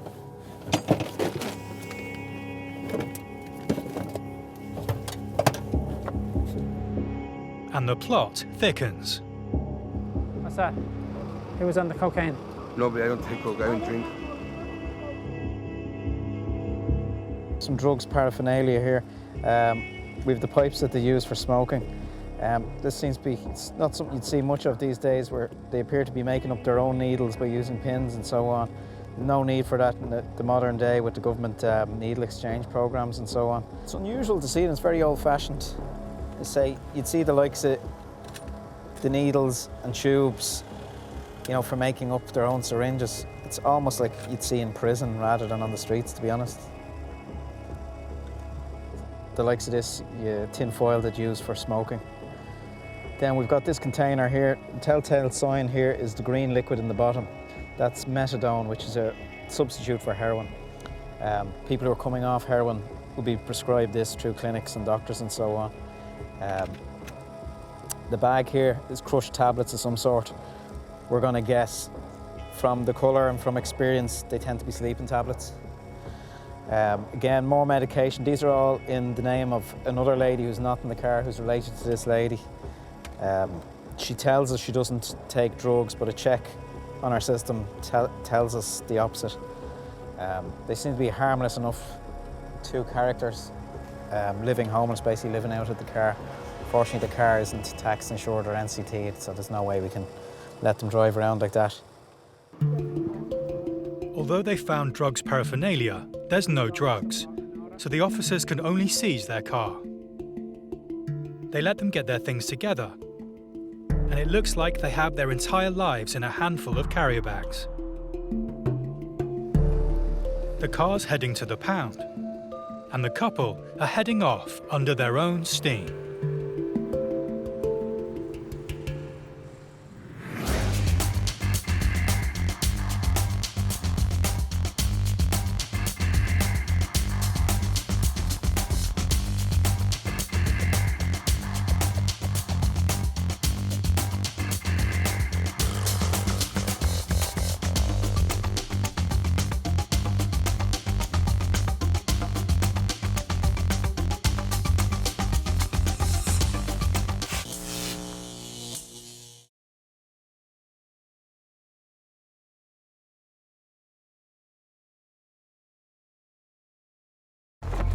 In the world today, protecting a country's borders is vital. It is seen as a gateway to the UK. These are the men and women in uniform responsible for safeguarding Ireland's borders. Stopping. Look at me, behind the yellow line. Searching. Have you been stopped at a checkpoint before? You just listen to me. And seizing drugs, arms and illegal goods. If anyone tries to harm me, that dog will tear them to shreds. Saving lives. I'd say about 200 kilometres per hour. And protecting Ireland's inhabitants and millions of visiting tourists. You could have been here 100 times. It doesn't mean that you're guaranteed to get in the 101st time. They police the ports.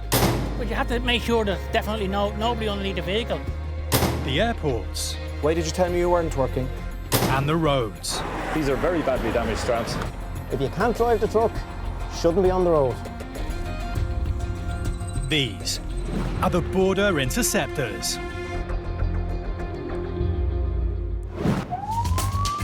Coming up, the Garda Traffic Corps stop a car with UK plates and they're not happy with what they find. Well, the bad news is it hasn't been tested, so it's going to be seized, I'm afraid. A truck driver at an RSA checkpoint faces the prospect of a prison sentence. Worst case scenario, €5,000 and/or 6 months in jail. And at Dublin Airport, the border guards are doubtful about a passenger's intentions in Ireland. I asked your sister to give you a letter of invitation. Do you know what I mean? I don't know. Since 1961, Cork Airport has grown into a major international hub, flying to over 40 destinations globally. More than 5,000 passengers a day pass through, making it Ireland's second busiest airport behind Dublin. Every one of those 5,000 is checked by Ireland's Garda National Immigration Bureau. Today, Officer James Ahern is manning the desk. It's estimated that over 600,000 illegal immigrants are living in the EU. Many arrived on student visas and then just disappeared. What's the reason for your visit to Ireland? This father and son are travelling over from a non-EU country. How many weeks? The son is studying in Ireland for the summer. Officer Ahern wants to check out their story. Do you have a letter from the school or some kind of... It is in my bag. He claims the letter is in his bag. And his bag is beyond the passport gate. Okay, what we'll do is I'll keep the passport. I'm going to ask you to go and get that letter from the school so I can look at it, okay? Should I pass through? Yeah, you can pass through. I'll keep your passport, all right? While the father and son go in search of their luggage, Officer Ahern has another tricky situation to deal with. How you doing? My passport is in my hand luggage and they put it on the hold. Arriving for a golfing holiday, this British traveller admits to not having his passport on him. The lady said someone would take me down to my bag. Do you have any more ID on you? I've only got, no, I haven't. I've got a photo of it, hasn't got my face on it, because I sent it for the details.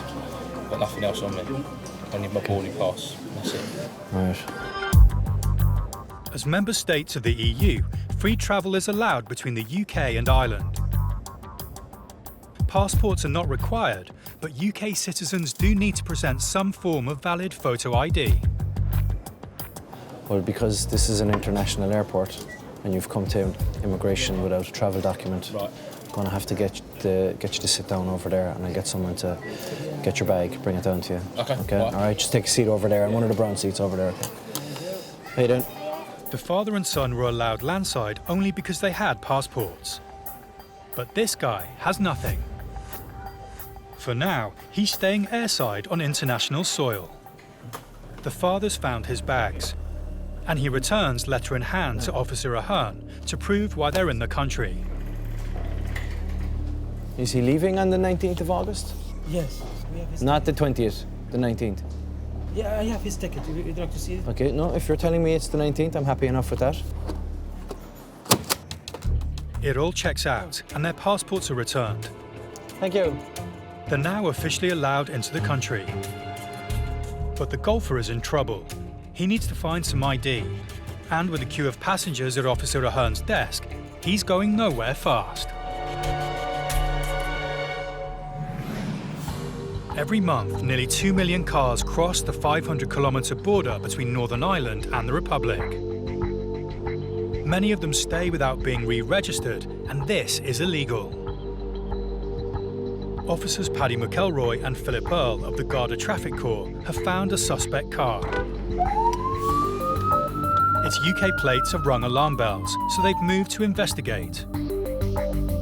If that isn't taxed, insured and so on in the UK, the vehicle can be seized. Morning, sir. How are we? Sorry to disturb you. Just checking that you're on foreign registered vehicle there. The driver doesn't own the car. It belongs to his son-in-law, who has recently moved from Scotland to Ireland. Basically what he's saying is it's his son-in-law's car. He's moved over recently from the UK and he made arrangements to put it onto Irish registration plates back in March. 4 months on it is a bit much. Okay, I take it it's totally road legal in the UK, then it'd be MOT'd and taxed and insured and so on. Okay, just be a moment, so we run a quick check. The driver thinks he can pull the wool over their eyes in his UK car, but he clearly doesn't know about cross-border cooperation. And it's not long before the Garda get what they need. Now, sir, that's not adding up, I'm afraid. A quick check online is telling us that it hasn't been taxed in over 2 years and it hasn't been tested in over 2 years either. So it's not road legal in the UK. Now, sir, just be a moment, we'll make a few checks. And when they decide to investigate the driver, the plot thickens. Control, would you have to give us a person to your Connaught Road, please? Roger, go ahead. So he's going to come back with any incidents that he's been associated with, if any.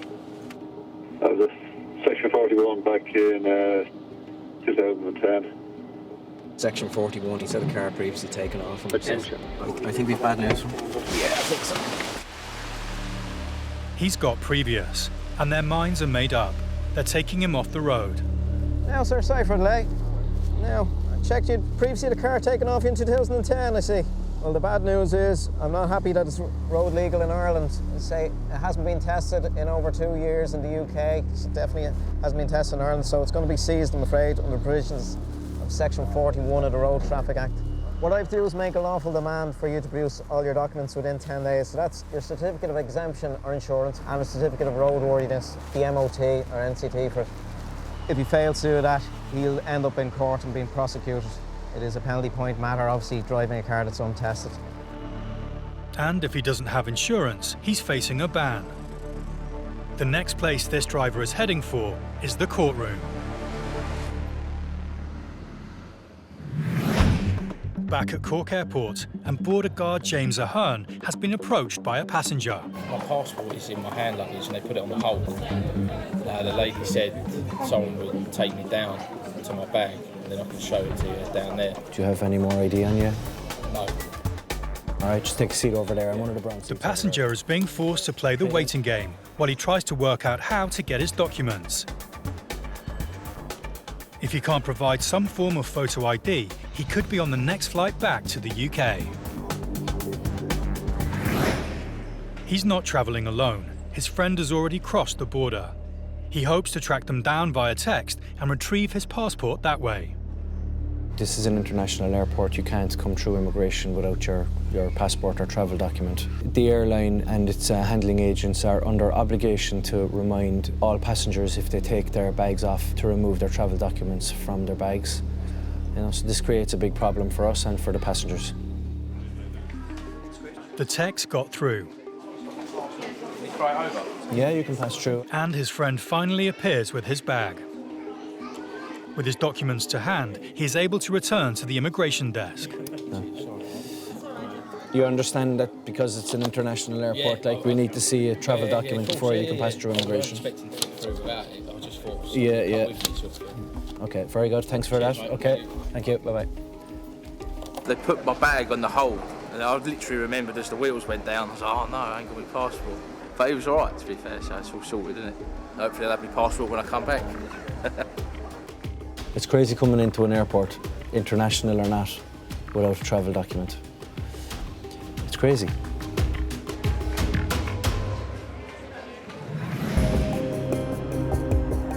Road Safety Inspector Jim Fleming is manning a checkpoint outside of Dublin. They have selected a busy stretch of road as trucks are required to deliver goods across the borders. I'll just have a quick look at this download. I'll be back to you. The Road Safety Authority use these checks to ensure that all vehicle safety regulations are being followed. If a driver is found to be operating outside the limits of the law, the RSA have the power to seize the vehicle and impound it. Inspector Fleming's next truck is an import. companies often import trucks from the UK and re-register them in Ireland, saving them thousands of pounds. My name is Jim Fleming. I'm a transport officer at the RSA. I just want to have a look at your tacho and go through the licensing details with you. All trucks operating in the EU are required by law to record on a tachograph detailed information about every journey they make.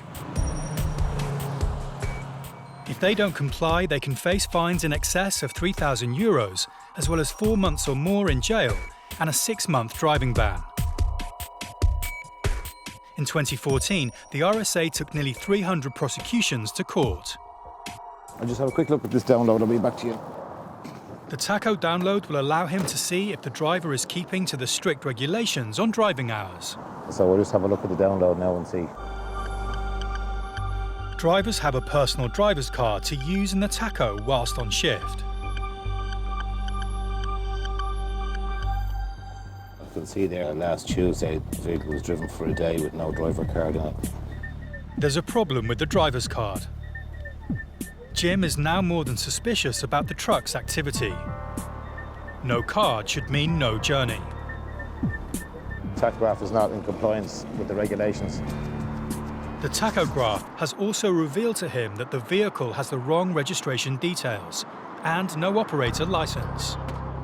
Things don't look good for the driver. And jail time is not out of the question. I was driving there for a couple of days, but I can't just stop walking, you know. I put in for the card. I had my card still working while I was waiting for it. Yeah, well, driving in the last 28 days is on it. You should have held on to it. With the gravity of the offences hanging over him, the driver calls his company manager. And it's not long before he arrives. I'm just going to read this back to you because you're in it as well. I just need to go through this. What's the fine for that? Worst case scenario, €5,000 and or 6 months in jail. Finally, the full impact of the situation hits home. Thank you. Thanks for your time. With a large fine and potential jail time on the table, the company manager will need to act fast to rectify the infringements. For now, the men are on their way with a warning. But if they don't provide proof that the problems have been sorted out, their next stop could be a cell. In 2017, Dublin was the fastest growing major European airport, with close to 30 million passengers passing through from far-flung destinations like Abu Dhabi, New York, and Hong Kong. There's a constant threat of illegal immigrants trying to get into Ireland, sometimes to stay, sometimes to travel on to the UK. It's vitally important to check each and every passenger, a task that falls to the officers working the immigration desks. Officers like Mick Lally. Will you sign that when you go home? If he suspects a passenger doesn't have enough funds for their stay, or can't prove they're here legitimately, then they're not getting in. How long are you here for? Rare break for 3 months. Right. She invited me here. A woman has recently landed from Toronto. She says she's here to visit her sister. If he's going to grant her leave to land, he's going to need more information. Right, if you're coming to stay with your sister, did your sister give you a letter of invitation? Yeah, she invited me here. Did she give you a letter? Her English is good, but she doesn't understand what Officer Lally wants.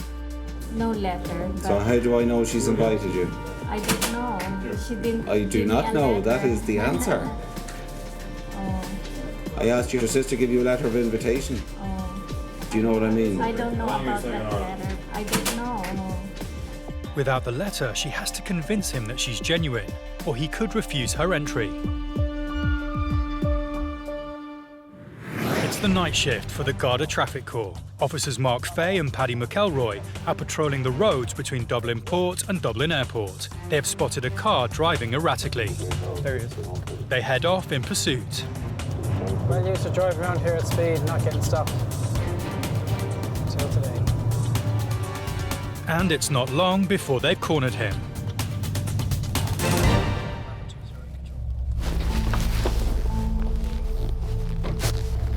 How are you doing? Okay, the reason why I'm stopping you is your manner of driving, okay? Yes, I forgot to indicate. You've got to indicate, but it's also the manner of speed in which you're driving as well. Okay, I'm going to conduct a test with you. Okay, so if you want to turn off the engine of the car, and I'll show you the test I'm going to do with you. Okay, so hop out. In 2017, the Garda Traffic Corps ran over 50,000 mandatory roadside checks for drug intoxication. Driving under the influence of drugs carries a maximum fine of €5,000, up to 6 months in prison, and a 12-month driving ban. I need you to take it, rub it on the inside of your mouth. When this goes blue, I'll tell you when to stop. Okay, it takes a few minutes, so you go ahead. As much phlegm as you possibly can. Let me see it. No, keep going. Just driving erratically, especially at this time of night, anybody could still be out walking their dogs. It's the summertime, kids be out. They could still be out at this time. You just never know. It's not acceptable. The test is taking too long. They should have a result by now. Still no. Keep going. Strange. The officer inspects the test device. You broke the glass. Ow. You chewed on it. With a broken mouthpiece, the test is void. He has no choice but to start again. Okay, no, don't chew on it. Suck on it. And again, there's a problem with the machine. You've broken again. You told me I have to suck, that's all what I did. Yeah, I told you to suck. You're breaking the glass. You're actually breaking the piece. Could it be that this driver is wise to the test and is deliberately breaking the equipment?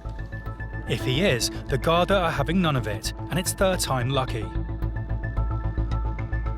The officer slots the sample into the test machine to get the results.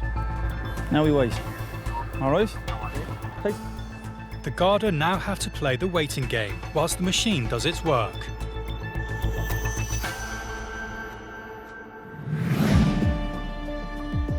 Back at Dublin Airport, Officer Mick Lally is dealing with a passenger who has recently landed from Toronto.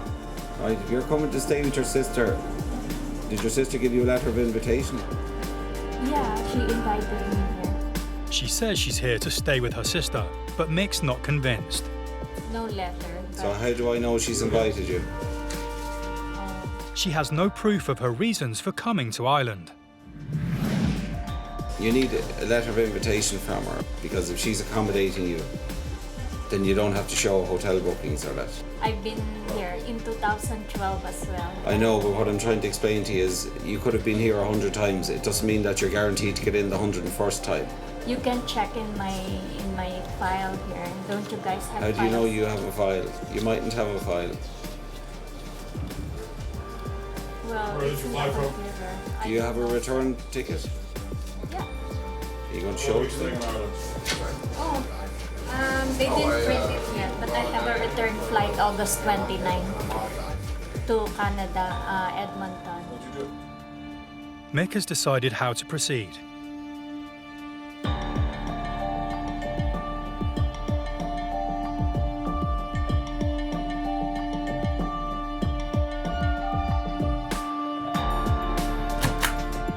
Having verified the woman's return flight, Mick is convinced enough to grant her entry to the country. Okay.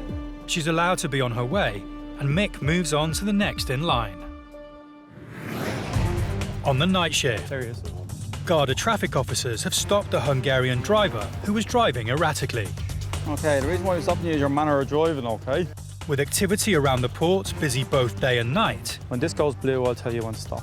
It's important that dangerous drivers are stopped and, if necessary, taken off the roads. You broke the glass. They suspect he is under the influence of drugs. And after a couple of failed attempts, have managed to get a saliva sample from him. This machine show everything.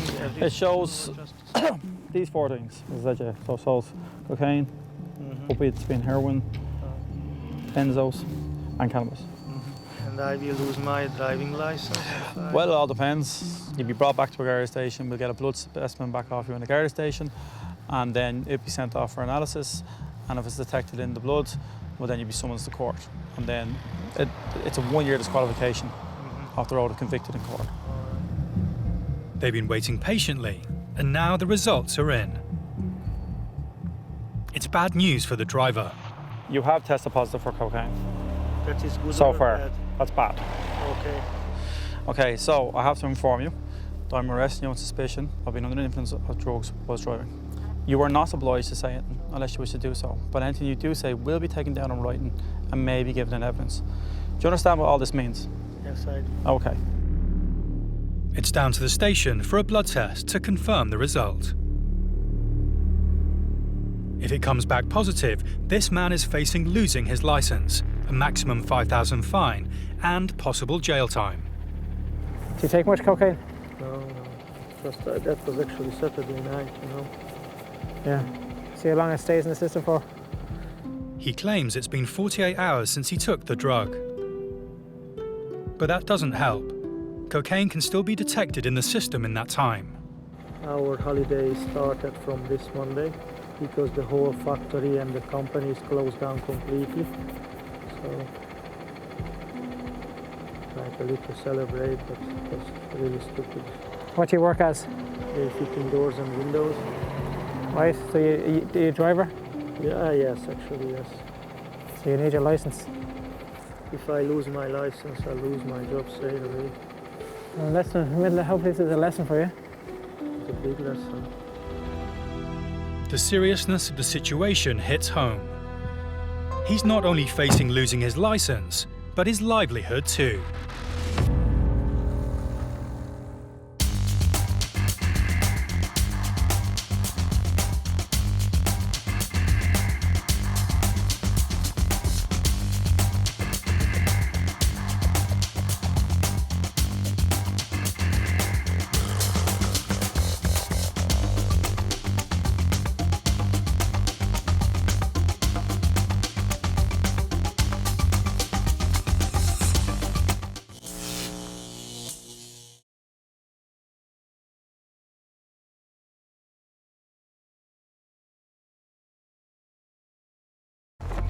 In the world today, protecting a country's borders is vital.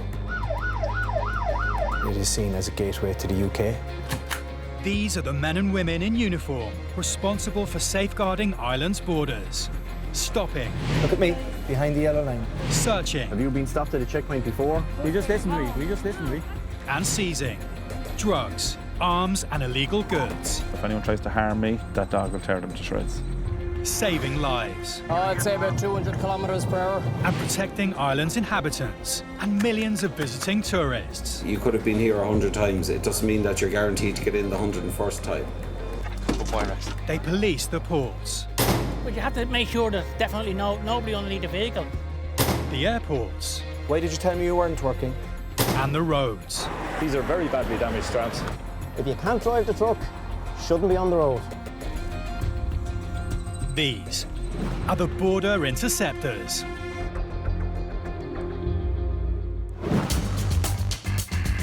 Coming up, a roadside stop reveals an unexpected haul of goods. Did you have receipts for all this stuff that you just purchased? Do you know what's even in your car? Without any paperwork to confirm his story, it's looking like a long one-way trip for this Indian family. You're supposed to have that to present to me also. That way I know you're actually married to this person. And a high-speed chase for a wanted vehicle.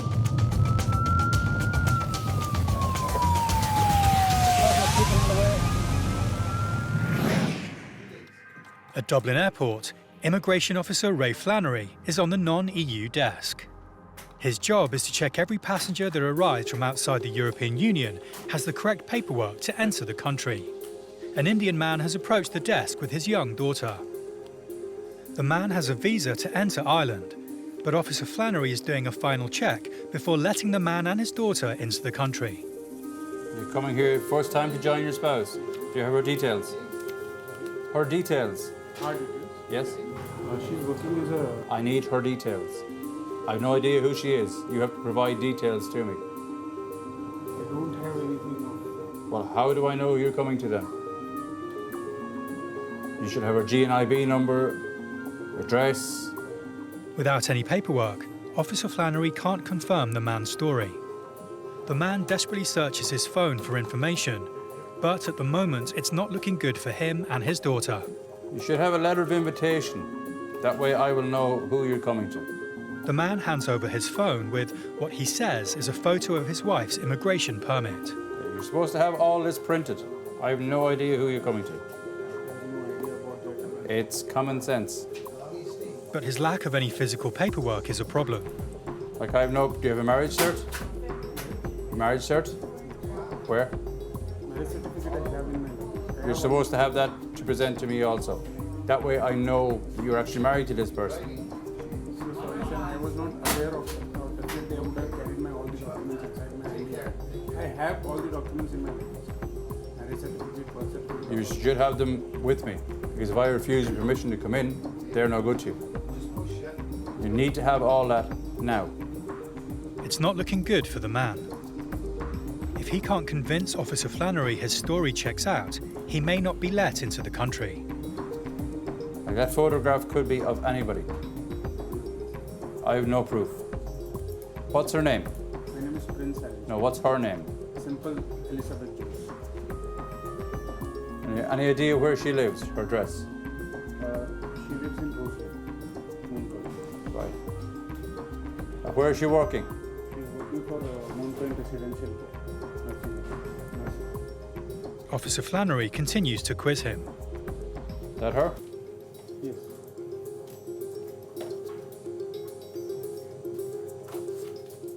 Happy his story checks out, he finally allows the man and his daughter entry, but on condition he produces the required paperwork.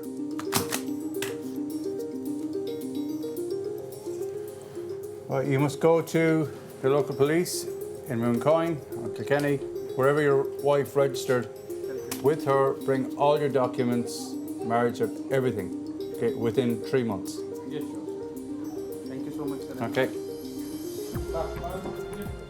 Generally, people will have documentation, but unfortunately, a lot of the time, this documentation is presented to a relevant embassy in order to get a visa, and they forget to get a second copy to show us here. They presume once they have the visa, then everything's okay, they can just come in. But we will do a double check just to make sure they are who they say they are and coming to join who they say they're coming to join. Today, patrolling the roads around Dublin, including major access routes to the airport and the port, are Garda traffic officers Paddy McElroy and Mark Fay. In their unmarked car, they're keeping a low profile but expert eye out for any suspicious activity. And it's not long before they pulled over a vehicle that's pinged up on their ANPR system. It's suspected that it's involved in crime, yeah. So are you in shopping? Officer McElroy's suspicions are immediately aroused by the car's very full boot.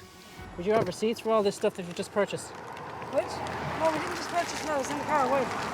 With all this stuff here, when was all this stuff bought? It's in the car, I couldn't tell you, we're 3 years homeless, so we're going around everywhere.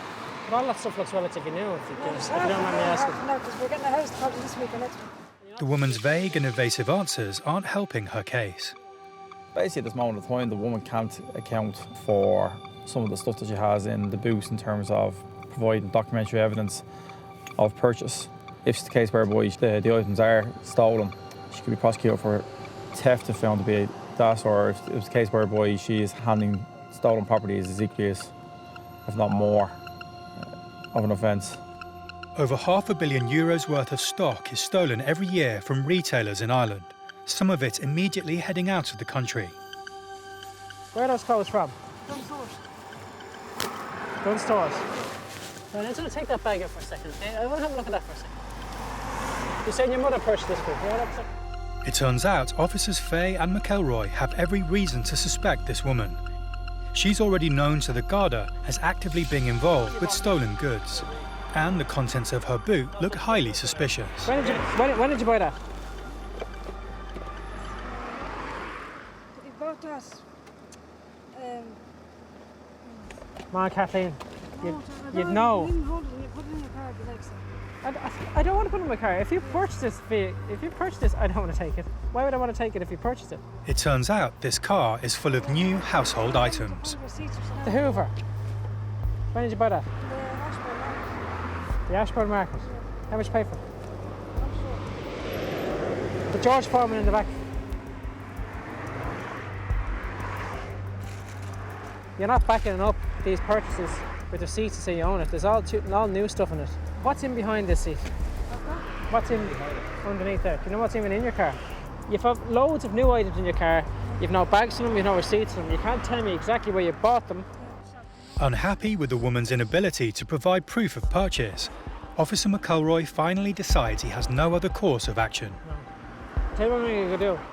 I'm going to take the Hoover, the George Foreman, the drone. I'm going to leave all the smaller bits. I can take the shoes out of River Island, and you're going to prove to me that you purchased them. Can you do that for me? And if you prove that you purchased all them, I'll give them back to you straight away.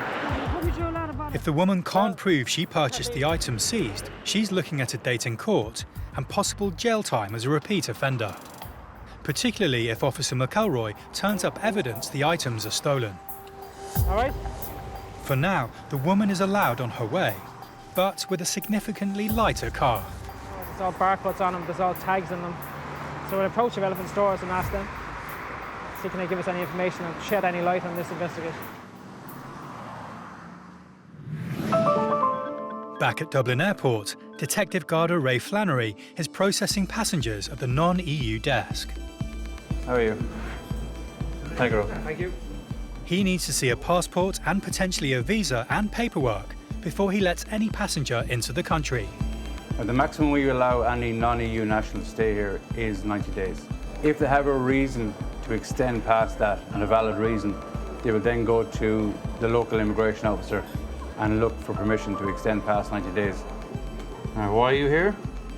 I live here. Are you living here? Yeah. Do you have a GNIB card? Yeah. The GNIB card, which was recently replaced by the Irish resident permit, allows non-EU citizens to stay and work in Ireland beyond 90 days. What do you do here? Are you working here? Yeah, I'm working. Where? DPD. Delivery.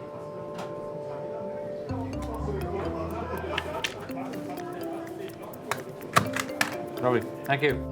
The next passenger at Officer Flannery's booth is also looking to stay in Ireland beyond 90 days.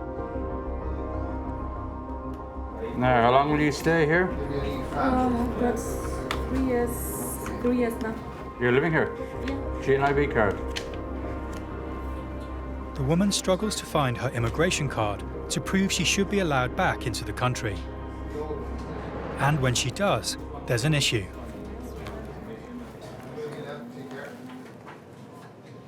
It's expired. Yeah, it was expired when I was still there.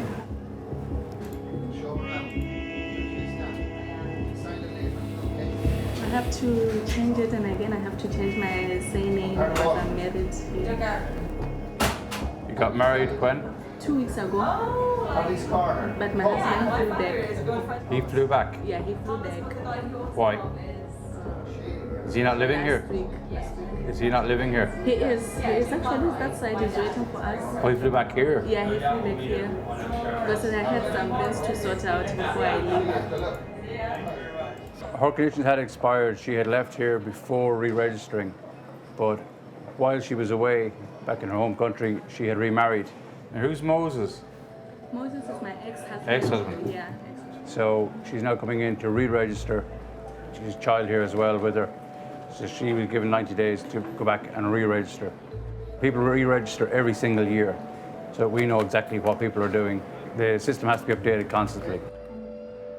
Happy her story checks out, Officer Flannery allows the woman entry.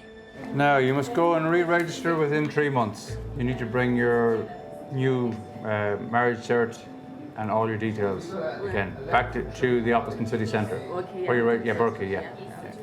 Will you hold on to this card because it's expired, okay? You're holding it? Yeah, once it's expired, we hold on to it. Okay. So what if maybe I'm gonna need it? You won't. It's expired, so it's no good. Okay. So you can tell them in Berkeley that it's been retained here. Okay. If they ask.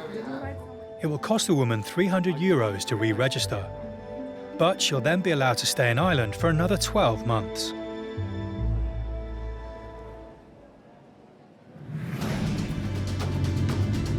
Back on patrol around Dublin Airport with officers McElroy and Fay. They don't get far before they're called into action. Just a warning for Suspicious vehicle. Hitting the blues and twos, the officers race to the nearby location of the suspicious vehicle.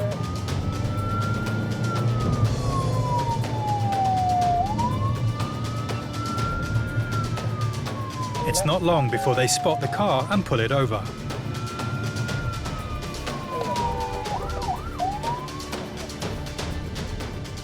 Officer Fay now needs to find out if everything is above board with this vehicle and its driver. I'm just having a gander at the car. Just having a look to see. And it's your brother's vehicle, is it? Yeah. Do you have the insurance cert with you, or just the documentation this man? No, but I just produced it last week. Oh, did you? Yeah. All right, if you produce it, well then I won't make another producer off you, like, you know what I mean? Yeah, has it. In fairness. Obviously it would be. Yeah. This is your current address, is it? Yeah. So, all right, nice. Although the man doesn't have the car's insurance certificate on him, he claims to have recently shown police the original copy.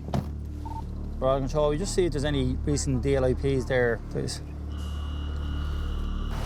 Having confirmed the man is telling the truth, Officer Fay returns to the car. Yeah, you produced there on the 4th of July, you did. And nice, yeah. You don't have anything in the car, you shouldn't have in the car, do you? No, Yeah. I'm asking if you mind me searching? No, I've been at home. My father's in fucking hospital. Your father's in hospital. Yeah. Look, I do appreciate what's called the fact. It may be suspicious, but because the driver's documents are all in order and he's given no indication of committing a crime, he's entitled to refuse Officer Fay's request. If you're in difficulty wherever else, that's fair enough. I says I fully appreciate it. I says I'll mark it down on the system that that it's flagging up for whatever reason, all right? The officers allow the vehicle to go, but next time this driver might not be so lucky. In Granard, County Longford, road safety investigator Jim Fleming, working with the police, has set up a checkpoint on a main road running to the border with Northern Ireland. With Ireland exporting around €340 million worth of forestry products every year, cross-border wood trucking is big business. How are you getting on? Today, Jim and his team are doing spot checks to make sure these trucks and their drivers are following safety and security regulations. Do you mind having a look at your tacho, please? The tachograph will tell Jim details of how fast, how far, and how long the vehicle has been driven. While the data downloads, he takes a look at the driver's card, which keeps a record of the specific driver's data. A commercial driver is allowed to do a maximum of 90 hours in any 2-week period, and a maximum of 10 hours in any 1 day. Drivers face a fine of €5,000 for breaking the rules. The data on the card makes for shocking viewing for Jim. The driver card in this case is showing that back at the beginning of May, he was working for a period of 102 hours. Obviously, you can't be working for 4 days. If you were to be working for 102 hours and 7 minutes without a break, that would be quite serious. But in this case, it's just the card is in the machine and the machine thinks he's working. It's clearly not correct. You were off there last week, were you? Or from the first. Your tacho was at other work for 4 days. When you eject the card, then it closes off your mileage reading, your odometer readings then for that day. Probably the best practice is to eject it and put it back in again, you know. Having advised the trucker about his driver's card, Jim checks the tacho data. It's also flagged an infringement. The maximum daily driving time is 10 hours. There's a day here where you can drive for 10 hours and 2 minutes. The regulations are the regulations, so if somebody's driving for 10 hours and 2, it'll flag it up as a minor infringement. Jim considers the nature of the offence and, given how minor it is, uses his discretion. Yeah, so, thank you. On this occasion, there's a verbal reprimand before the driver is allowed to be on his way.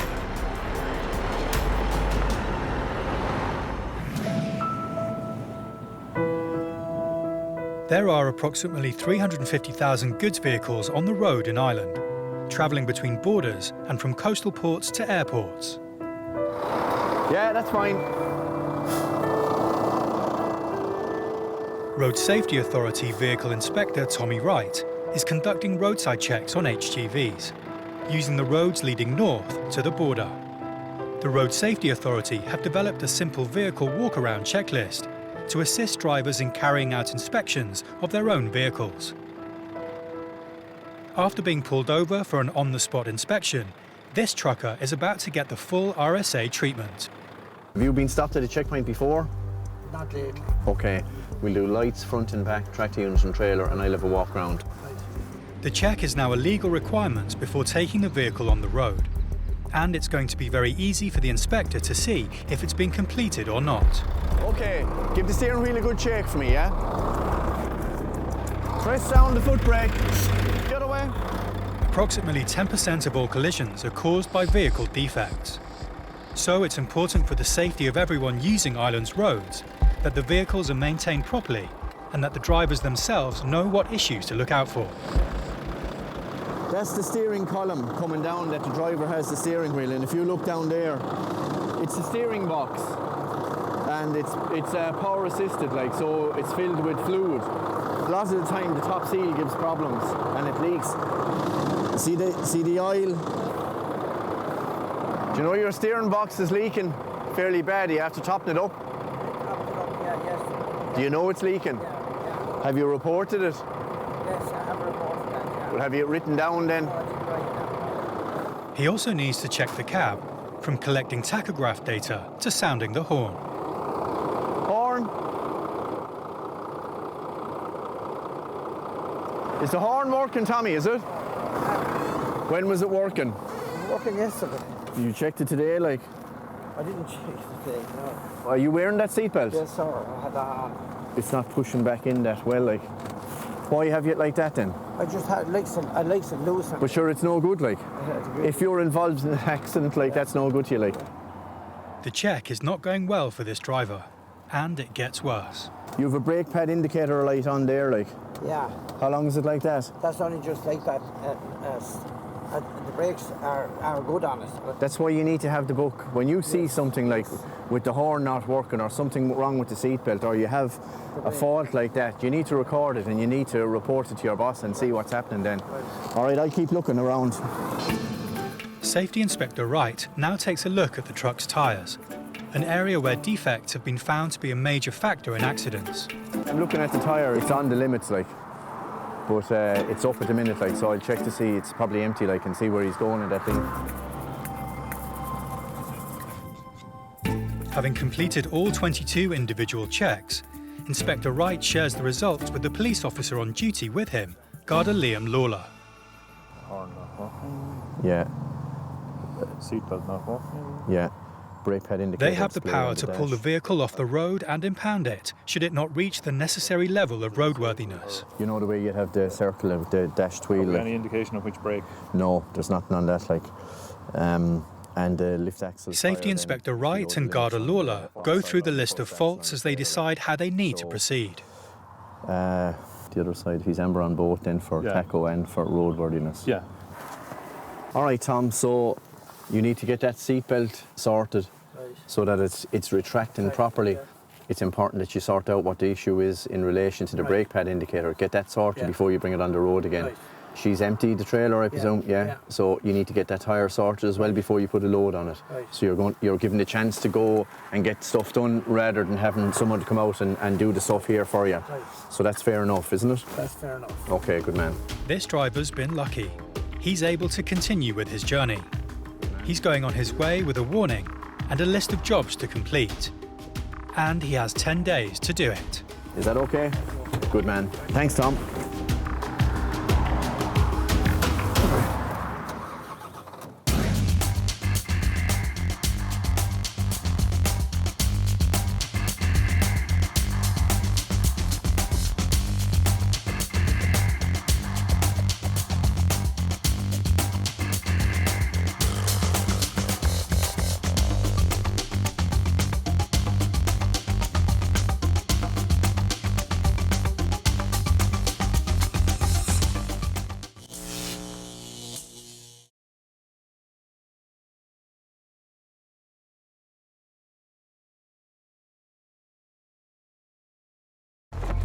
In the world today, protecting a country's borders is vital.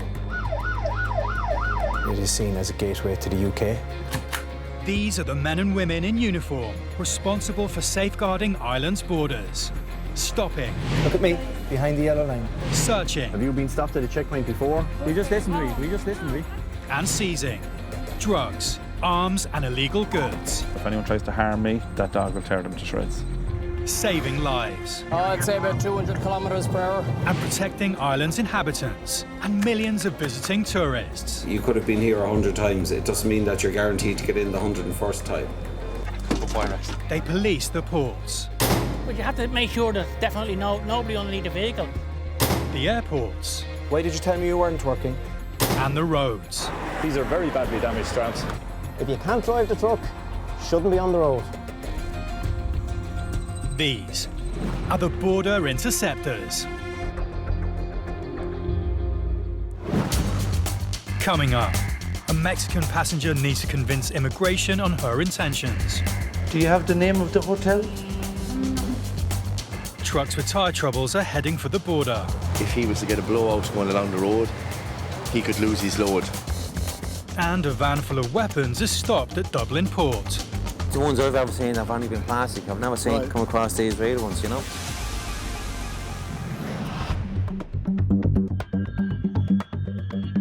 Dublin Airport is Ireland's busiest entry point for passengers flying to the country. 4,000 people are refused leave to land in Ireland every year, 10% of whom come from South America. A young Mexican lady has just landed and has arrived at Officer Danny O'Connell's desk. Hello, how are you? Hi. And how long are you staying with us? 5 days. 5 days. And then I go to Prague with my brother. To Prague. Very good. So why are you here? Tourism. Tourism. Very good. First time in Ireland? Yeah, the first one. How much money do you have for your stay? How much money? Yeah. I have around 400 euros. 400 euros. Officer O'Connell needs to determine if she qualifies as a visitor. As part of their profiling process, customs officers want to know that travellers have enough money with them to meet their basic needs. If he's not satisfied, she may not be granted permission to enter the country. Where will you stay? In a hotel with my 2 brothers. When do you go back? Your 2 brothers, are they here? No, No. they are waiting for me. Very good. In Dublin? And is the hotel paid for? Paid for already? By you or by your brothers? For my brothers. Do you have the name of the hotel? He wants to be sure that she is telling the truth about her reasons for being in Ireland. So he's at the hotel already? Can you give me his contact number? Yeah. Please. I can call him? Yeah, please. He needs to ensure that she doesn't become one of the many who disappear every year, seeking access to the UK and Europe via the back door of Ireland. But it seems she can't get through to her brother.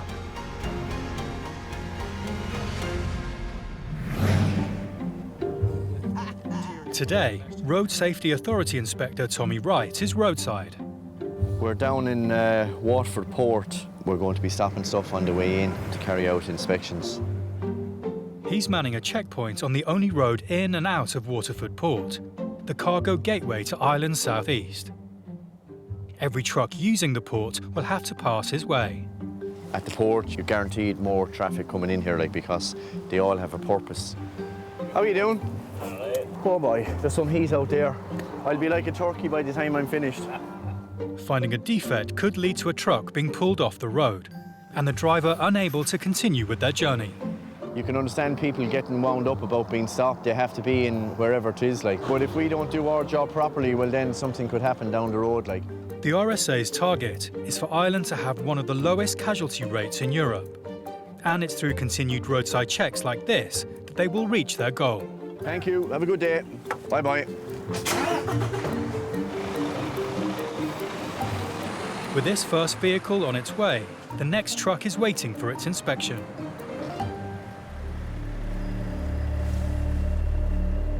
Each driver is required by law to perform a walk-around check every day to make sure the vehicle is in good working order. These inspections are a simple way to make sure this procedure is taking place. He should have done a walk-around check today. He should have seen that the tyre was like that, and it should have been changed. It's unsafe, it's dangerous. If he was to get a blowout going along the road, he could lose his load, and that could be thrown all over the place. So that's how bad it is, like. Every year, the RSA inspects thousands of trucks and buses at the roadside to check if they're compliant. In 2016, over 15,000 vehicles were checked, with 43% of them found to have at least one defect. Tyres that weren't roadworthy and often incredibly dangerous was the most common issue found. My colleague is after speaking to the guard, so what he's going to be allowed to do, because here isn't in place that you can change a tyre easily, he's going to be allowed to go down to the port. A tyre man will have to come change the tyre before he's allowed to go any further. He's only a couple of 100 yards away from the port, so the guard is happy enough to leave him go down as far as there, and it'll be sorted then before he goes back on the road. But it shouldn't have been like that in the first place. He shouldn't have picked up a load of timber with a tyre that's as bad as that, like.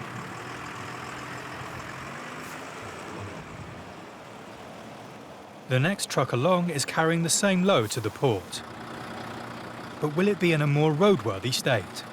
Did you do a walk-around check today? Yeah. Okay, and have you means of recording your defects if you find any? I don't know. Why is that? I don't know. How do you mean you don't know? I don't have a book. Like. You know you're required by law to carry out a walk-around check. Yeah. When you find something wrong, you need to record it on it. Yeah? Right. Okay, what I'm going to do is I'm going to have a look around, okay? It doesn't matter what kind of a panic or rush that the driver is in, we still have our job to do as the guards have. We have to enforce the regulations to make sure that all the vehicles are in a roadworthy condition. We have to make sure that things are okay before they're allowed to proceed, like so. Tyre is below the legal limit. It's bald in 3/4 of it, like there's no excuse for a fella that's driving the same rig every day of the week. He should know the condition of his tyres. All he has to do is bend down and have a look, and he'll know. He's required by law to do it every day. So when he sees that they're getting as bad as they are, he should have dealt with it before now. Like, it shouldn't have to be the case that I have to deal with it on the road. He's after coming from up the middle of the country, all the ways down here to the southeast, like, with a full load of timber on board, like. So with the day that's in it, the heat that's there, the tyre could blow. The driver needs to take immediate action. Did you not see those tyres yourself? I didn't think they were Under the limit. Yeah. How often does it go in for? It goes in every weekend, so it isn't today or yesterday that they're like that, like, you know. The onus was on him to make sure his vehicle was roadworthy. He obviously didn't do that, so he'll have to replace the tyres down there, the same as the last person. Make contact with us. We will then come down and check to make sure that they have been changed. Okay, so I expect to hear from you so in the next hour-ish, all right? Good man, thanks very much. Well, you can understand it for the price of tyres, like, they're a couple of €100 a pop, like, you know, so you can understand it to a certain extent, getting the most out of them. But you can get the most out of them and you can still be legal. Do you know what I mean? The cost of a tyre is a small price to pay for better safety on the roads. This driver has got an hour to sort it, and the clock is ticking. Back in Dublin Airport. Hello, how are you? This passenger from Mexico claims to be meeting her brother. Officer O'Connell needs to verify her story. He's asked her where she's staying, but she says she doesn't know. I can call him? Yeah, please. For him to be able to make the right decision, the officer needs to speak to her brother, but she can't get through. Do you have his number and I can ring him from here? Not to be deterred, he gets the phone number and tries himself. But before he can get through to her brother, the passenger finds the name of the hotel. This is where he will stay? Okay, that's okay. Now, photo, just over here, please. Yeah. Satisfied with the information she gives, he takes her photo for the immigration database. Yeah, that's fine, thank you. Now, your documents and your passport. Thank you very much. Bye-bye. Before allowing her entry to Ireland. Next.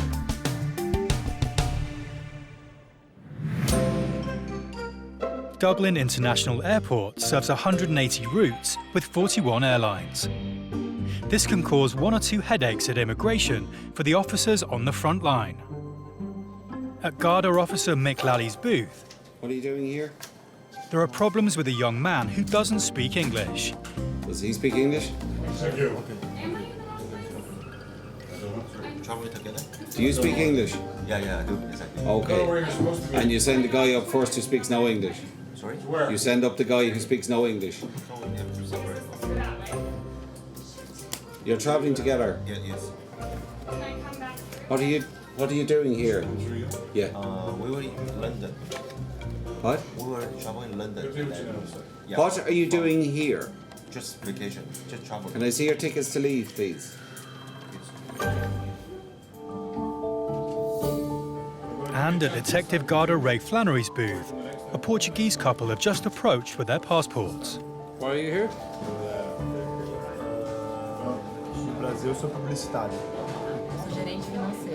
And he uses the opportunity to show off his fluent Portuguese. Porque você está aqui? Estudar. Você tem que registrar aqui, okay? Dentro de 3 meses. Esse endereço no mapa, centro da cidade. It's due to his multilingual skills that he is able to process the couple quickly. Registrar ao mesmo tempo, okay?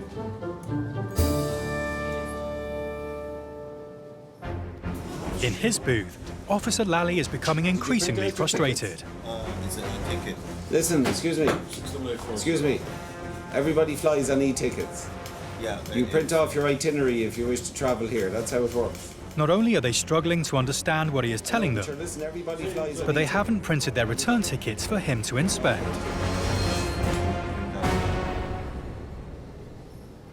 You're going to where after here? We go back to London. Go back to London, and then where do you go? Back to Sure, Taiwan. where did you fly from? What? Prague. Back to Taiwan. How long are you staying in Ireland? Until next Wednesday. Until Are you living in Taiwan? Taiwan and Canada. Both countries. You live in both? Yes. Despite the language barrier and difficulties with their return ticket, Officer Lally is satisfied that they are in the country for the right reasons. Yeah.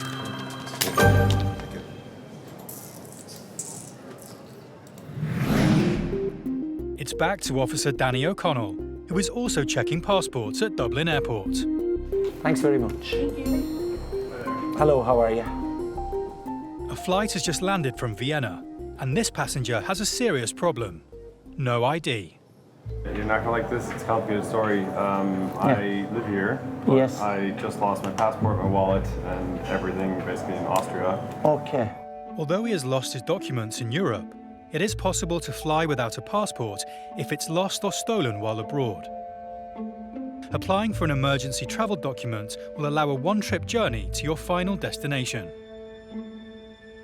Having got permission to travel to Ireland, Officer O'Connell now needs to prove this passenger's identity before he can be let into the country. This guy knows about Yeah. it. Okay. But I Just have one a copy of my GNIB card. Perfect. Thanks a million. And he's got an ace up his sleeve. A photo of his immigration or GNIB card on his phone. A GNIB card is basically the Garda National Immigration Bureau card that is issued to non-Europeans. They might be the partners of Irish or EU citizens entitled to live here. They have to carry the card at all times, not only when travelling in and out of here, but also if they're stopped by a guard on the streets of Ireland. Maybe swipe that. So you rang Kevin earlier? Well, Aer Lingus rang him from Vienna. That's no problem. Allowing Officer O'Connell to cross-reference his immigration details has meant this well-prepared traveller is on his way home. I had got an email just to say that one of my colleagues had been in touch and given him permission to travel. He had a scan of his GNIB card on his phone, so I was able to check him out on our system. This is him here. And he is legal here. He's married to an Irish national. Her details are here, his details are here, his photograph is here. So I was satisfied that his story was true.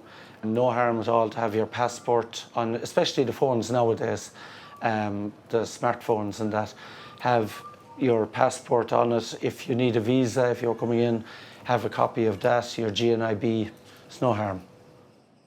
In December 2017, the GNIB card was phased out and replaced by the Irish residence permit, which carries exactly the same legal status.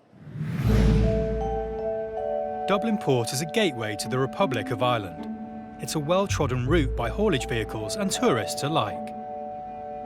Security measures are in place to keep everyone safe.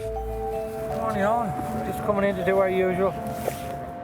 Officers Vinnie Marr and Derek McGawley are searching for prohibited items. Morning. Port security. We just do random searches, but I can see our boarding card on some photo ID, please. Spare containers of fuel, guns and firearms are not allowed on board. The International Maritime Organization have developed a code to help enhance the security of ships and port facilities. We're on a level 1 at the moment, so we just have to do 5% of all vehicles coming through the port. It goes from 5%, 10%, and then it goes up to 100% on level 3. So every port in the country and the land has to comply. It might be a low security risk day, but they're still looking for other objects that could be dangerous if they got into the wrong hands. Thank you very much for your time. All the best, yeah. You wouldn't just have a quick look at this? Not carrying any firearms, any dangerous chemicals, anything at all? Well, no weapons anyway. Well, we've got reenactment weapons, which are all blunt. Reenactments, yeah. Reenactors bring history to life through performances of famous battles. I stopped a guy here in the summertime and he had a samurai sword it was. I said, sorry? A samurai sword? He said, nothing to panic about. It's just a prop. It's this time of the year we get a lot of reenactments. All these people, they have swords, weapons, but they're only, plastic or whatever. These weapons may be fake, but they still have the potential to cause severe damage. So are these items, real? The metal reenactment swords. Right. But they're all blunt. Oh, right, yeah. The ones I've ever seen have only been plastic. I've never come across these real ones, No. So you have them locked away in the safe anyway? That's it. No, that's fine. You have them locked, yeah, and they're bolted, yeah. That's brilliant. Satisfied that the props are stored securely, they advise the ship's company security officer about their find. Go ahead. Keith, we have a Mercedes van here. He has weapons. Now, they're reenactments. They're in a steel case. It's bolted to the end of the van. If you want to inform the ship in case they want maybe located in a different location on the ship, but they are blunt over. Yeah, thanks for that. I'll inform the ship, all right. We'll contact our CSO and he'll just inform the ship what they're carrying. So we shouldn't really have a problem. But the ship might want the van stored in a separate place. Yeah. This time, security have no axe to grind with this Viking, and he lives to fight another day. Most of the time, anything you find in these, people have a reason for having them. It's always something that they're either working with or they're bringing away on the holidays to use, But once it's stored away somewhere safe, there's no problem with it, Skirting around Dublin City, the M50 motorway links the port to the airport. It's busy 24 hours a day, and it's vital that drivers are paying attention to the road. Garda Traffic Corps officers Paddy McElroy and Philip Earle are driving an unmarked car, giving them the upper hand. They spot a driver using his mobile phone behind the wheel and pull him over. The advantage of the unmarked car, obviously for us, is it's a lot easier for us to observe what people are doing and to follow them discreetly. The disadvantage, of course, from the public's point of view is that they don't see the police presence. Even though there could be a large police presence in the area, they don't see it. In the wet conditions, there's no way this driver is getting away with the offence. So this fella's going to get an FCPN, or a fixed charge penalty notice, sent out to his address, which carries a fine of €60 and 3 penalty points. If he doesn't pay the initial fine of 28 days, it goes up to €90 and 2 penalty points. If he doesn't pay that, it goes to summons. And conviction in court, it's 5 penalty points. And it seems to be a day for it. It's not long before they've spotted another driver who can't leave his handset alone. Except this guy drives for a living. That's a taxi professional driver, so there's no excuse for that. So put on the first jacket now. Like in this day and age, for a professional driver not to have a hands-free kit just doesn't make any sense. A basic 60 kilometres an hour, you're travelling 1 kilometre every minute. So you can imagine those few seconds of just staring at a phone, how much road you've covered. You will literally see people on the motorways using social media. It's crazy. It's so distracting. Like the driver before him, he's getting a ticket and 3 penalty points, which is really bad news. This taxi driver that's been stopped for this mobile phone issue has stated that he has 9 penalty points already. If he pays this fine, which is 3 penalty points, and accumulated 12 points in a period where he'd be disqualified from driving. It is what it is. That's the system we have, and that's the system we're going to use. With 9 points already, this driver is going to be out of a job. That's one phone call that was definitely not worth making.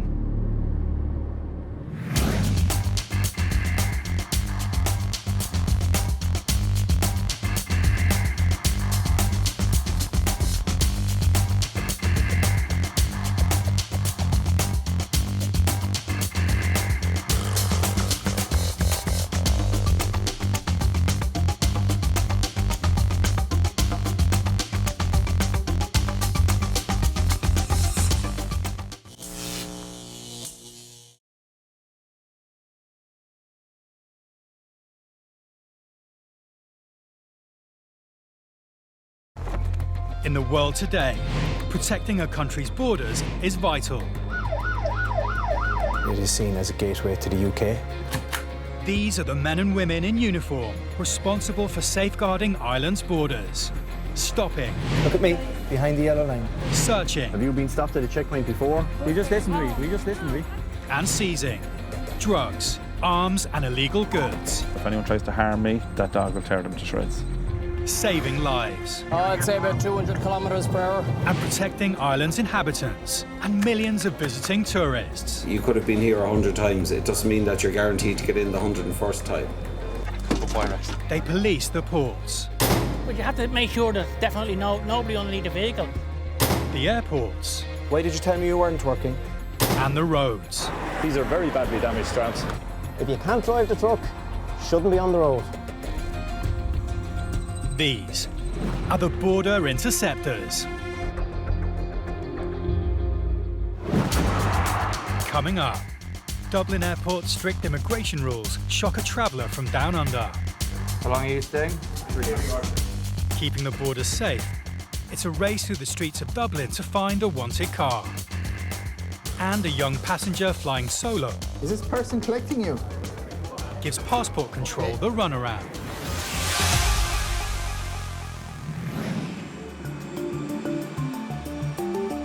Passport and immigration officers oversee all incoming passengers arriving at Dublin Airport. Their role is to identify those intent on illegally crossing the border into the country and make sure all passengers meet the strict entry requirements. At the non-EU passport desk, Detective Garda Ray Flannery is getting ready to check in new arrivals. Passing through immigration checks can be a relatively straightforward process, if you have nothing to hide. Thank you. How long will you stay? What do you do here? What date do you leave? Where is that? But initially, how long will you be here? How much money do you have with you for your stay here? What will you be doing with them? I'm not sure yet. Partying and more like it. All right. Thank you. How are you? How are you? Good. Well, tired. I know the feeling. This next passenger has arrived from Australia, unprepared. He steps up to Ray Flannery's desk. How long are you staying? 3 months. Why? Just for holiday. And where are you going to be for 3 months? With some family friends. They used to live in Aussie. Where in Galway? Sorry? Where in Galway are you going to? I'm not 100% sure, but yeah, I'm not. And how much money do you have with you for your stay here? About 7,000 Australian. Sure. Do you have a return ticket? Say it, please. The maximum we allow any non-EU national to stay here is 90 days. In the UK, they give 6 months. The max we give anybody here is 90 days. Nothing gets past Officer Flannery. That's over 90 days, is it? It's over 90 days. I'm not 100.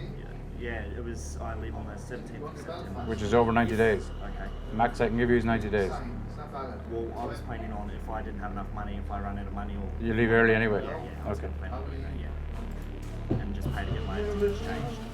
Okay. Yeah, because the max you can get is 90 days. Okay, that's no worries. Sorry, I didn't realise.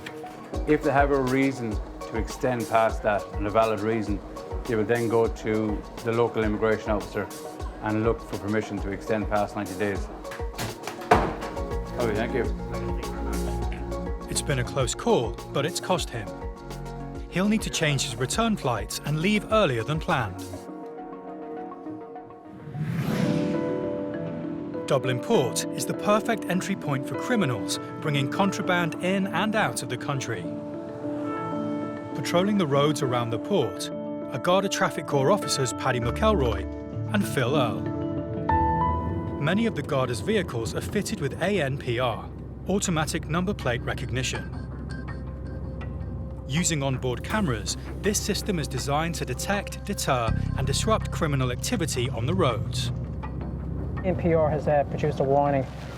This vehicle has been suspiciously seen to be dealing drugs it was reported by members of the public. Unaware of whether this vehicle has been stopped by guards recently, but we're just going to check him out and see what the story is. The officers turn the car around and head to intercept. Very quickly, they locate the suspect's car, parked up outside some shops. The officers retreat to a safe distance and play the waiting game. In 2015, over 15,000 drug-related offences were recorded in Ireland. 14% of young adults under 34 admitted to having used cannabis, whilst nearly 5% admitted to MDMA, and 3% to having tried cocaine. The Irish heroin market alone is reported to be worth in the region of €600 million. Oh, he's on the move. The driver's on the move, and the Garda Traffic Corps are in pursuit, waiting for just the right moment to corner him. Just have enough of these roads in case he does make a break for it.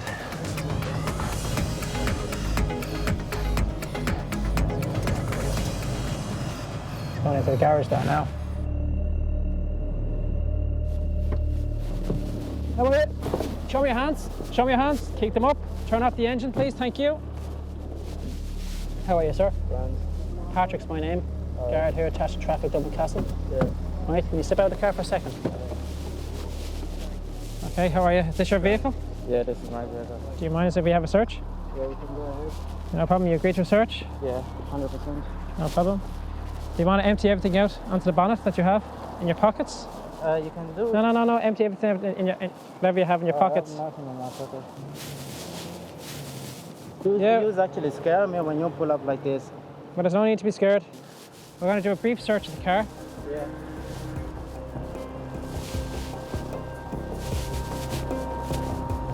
Put your arms out.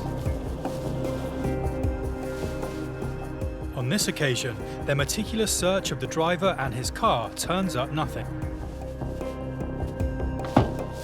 Happy enough? Listen, you're free to go. Thanks for your cooperation. Yeah. Very nice gentleman to deal with.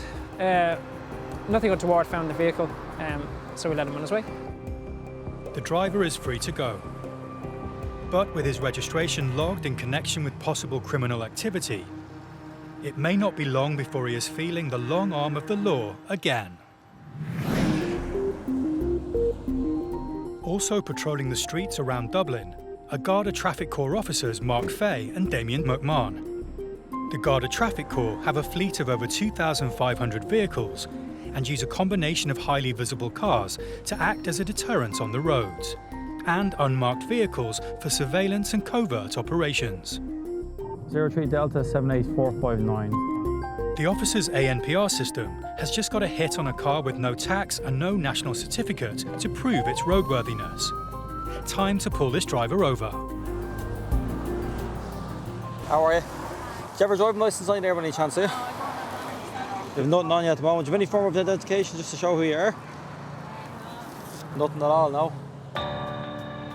Officer Fay is able to check her details against those showing on the ANPR, and it doesn't match.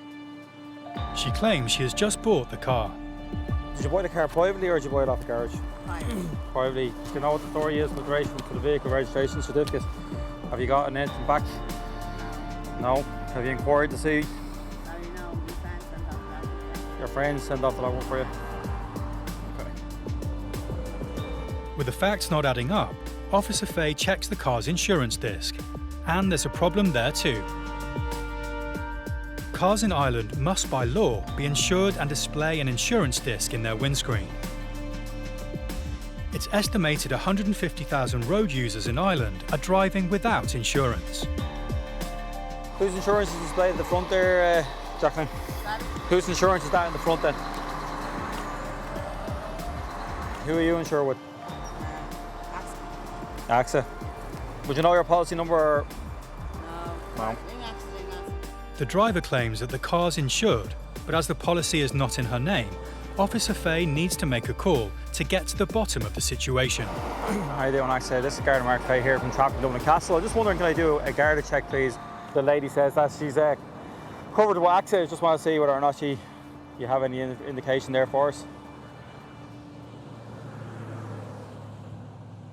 Policy cancelled due to non-payment. Non-payment. All right. All right, Jacqueline, a bit of bad news for you. The policy was cancelled as of the 26th of April. You have no insurance. She's not been paying for her policy and her insurance has been cancelled. At this moment in time, you have no insurance. As it stands at the moment, I can't let you drive on, you know what I mean? With no insurance, the Garda have to keep her off the road and so seize her car. I'm not victimising you. I'm not. Well, I actually have no discretion when it comes to insurance. No, the situation is I'm detaining the vehicle under the provisions of Section 41 of the Road Travel Act of 1961 as amended. All right, Jacqueline? We just listen to me. I just want to give you a form as well. I'm being victimised. I want to give you a form then, Jacqueline explains how to get the vehicle back. But there's nothing she can do. Her car isn't going anywhere soon. When it does move, it'll be on the back of a trailer heading for the city Take pound. your private keys, and I'm just going to get you a form to explain how to get the vehicle back. Protecting the borders from those intent on breaking the law isn't the Garda's only role. They also need to make sure all 30 million passengers that pass through Dublin Airport each year can do so safely. At the non-EU passenger desk, Officer Frank Flynn is checking passports. Hello, how are you? Passport? A young girl arrives on the next flight from Paris. As she's clearly on the wrong lane, he's alerted to the fact that she's travelling alone. Have you got a boarding card? She came to the non-European line, but that was a mistake on her part. Maybe she didn't know. She probably didn't realise. Just followed the crowd. You got to learn English? Industry experts believe more and more children are flying solo, with numbers now into the hundreds of thousands each year and still climbing. And where are you going to learn English?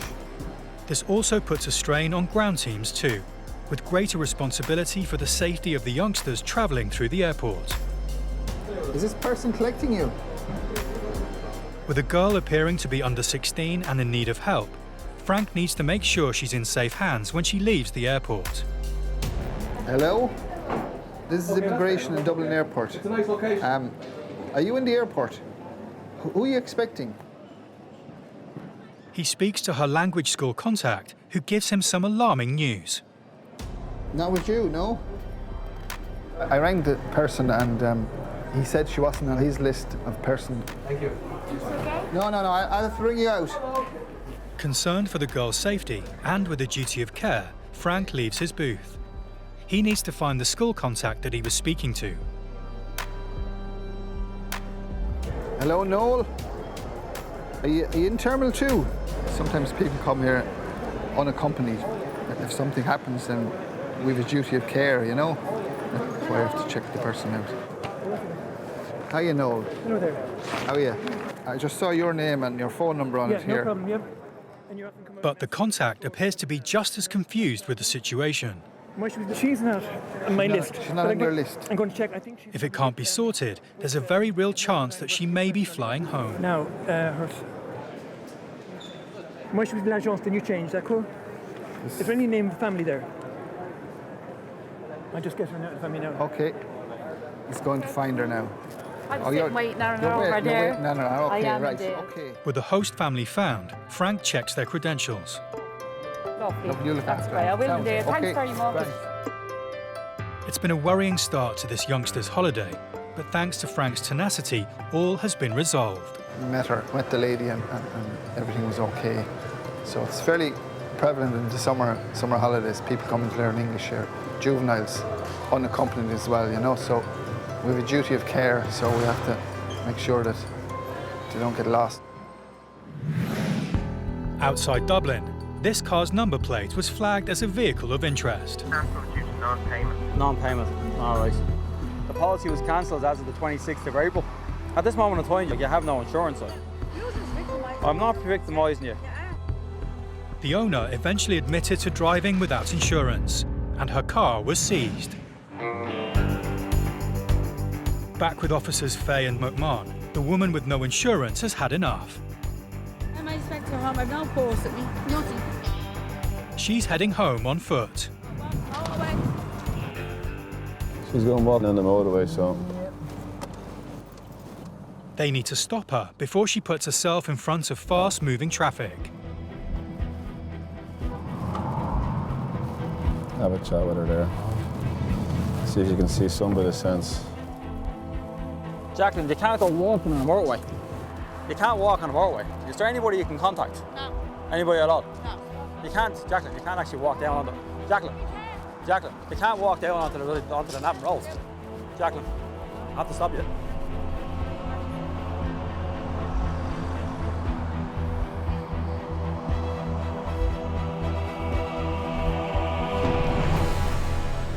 You bring it down as far as the lodge there. Lodge. The officers have a duty of care to keep her out of danger. They have to get her off the road.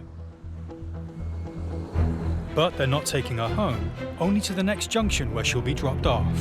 That's as far as we can bring you.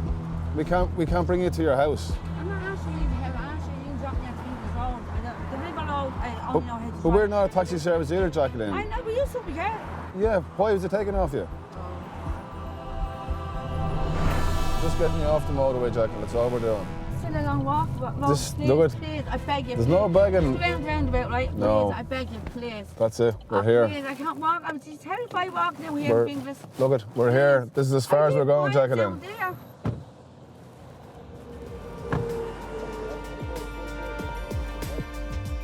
Despite her pleas, the officers leave the woman to her own devices.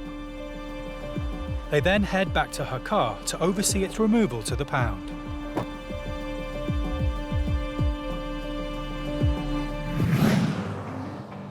In 2017, nearly half of Ireland's fatal road traffic accidents involved heavy goods vehicles. So making sure HGVs are roadworthy is a vital job, and roadside checks are the perfect opportunity. All right, Shane, turn it over the other way.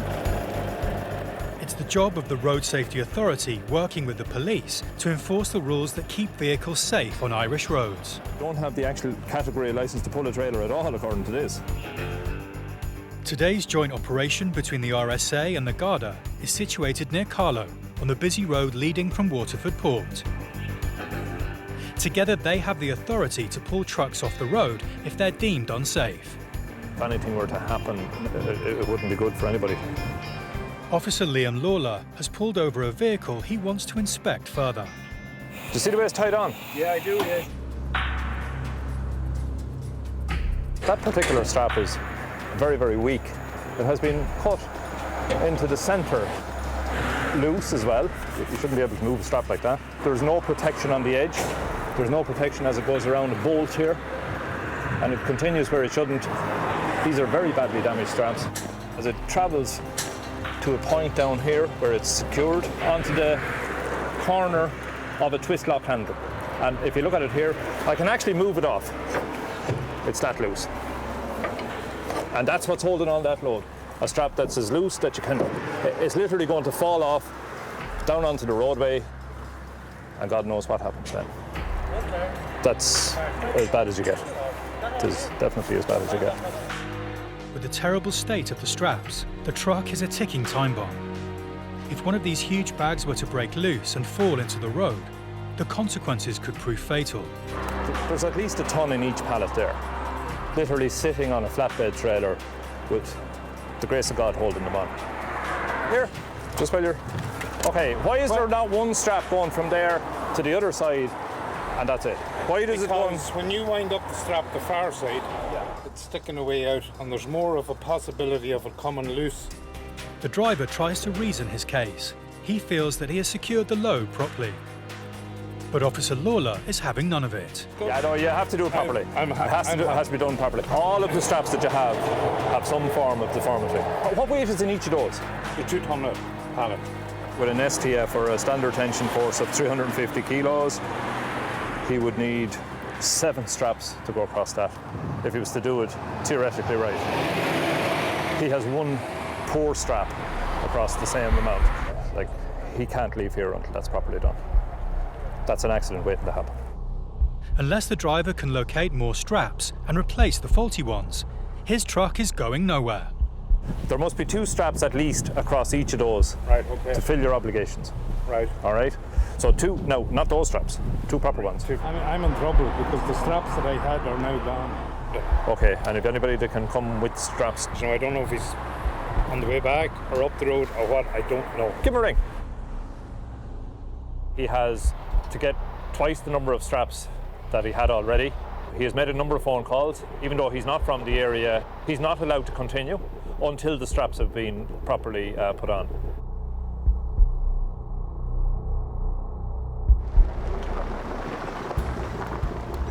He's in luck.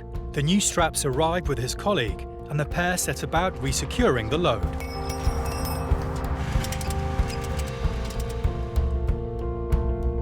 And Officer Lawler is much happier with the new straps. Tells you the amount of force you can put on the ratchet part, which is 50 decannewtons. It tells you the tension that you can get on the strap, the stretch factor, how much it can stretch. And then it gives you the code for the European standard for that strap. It's a good strap. That's a good strap. Take her away, Vera. It's been rectified, but it has taken some time. It would have been well worth his while from the beginning to secure it properly, and then he wouldn't have this delay. The safety aspect here is the crucial factor. To travel with that load, 29 tons, on a flatbed, heading along the road, not being held on properly at all. Now that tells its own story.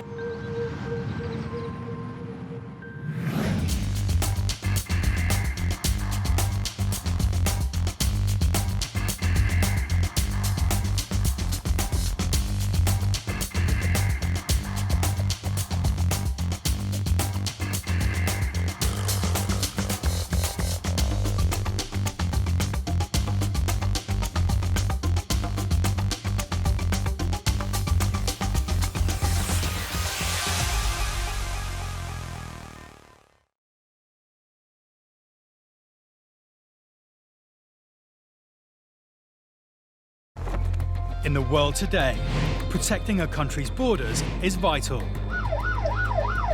It is seen as a gateway to the UK. These are the men and women in uniform responsible for safeguarding Ireland's borders. Stopping. Look at me, behind the yellow line. Searching. Have you been stopped at a checkpoint before? You just listen to me. You just listen to me.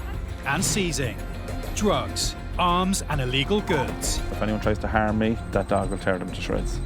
saving lives. I'd say about 200 kilometres per hour. And protecting Ireland's inhabitants and millions of visiting tourists. You could have been here 100 times. It doesn't mean that you're guaranteed to get in the 101st time. They police the ports. But you have to make sure that definitely nobody underneath the vehicle. The airports. Why did you tell me you weren't working? And the roads. These are very badly damaged straps. If you can't drive the truck, shouldn't be on the road. These are the Border Interceptors.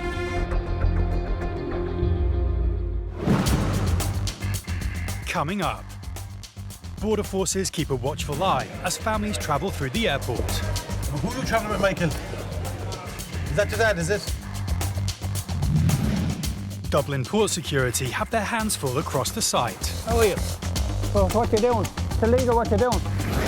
And driving on his mobile phone is only the start of this driver's bad day.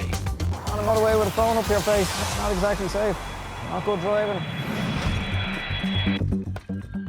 As Europe's most westerly airport, Shannon handles an increasing number of transatlantic flights. With increased arrivals from outside Europe, comes increased scrutiny of passengers by officers on passport and immigration.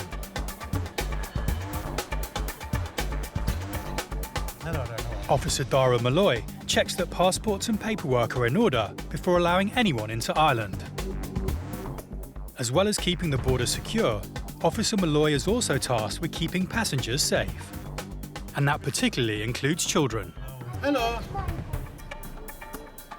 It's estimated that 1.2 million children around the world are illegally trafficked every year.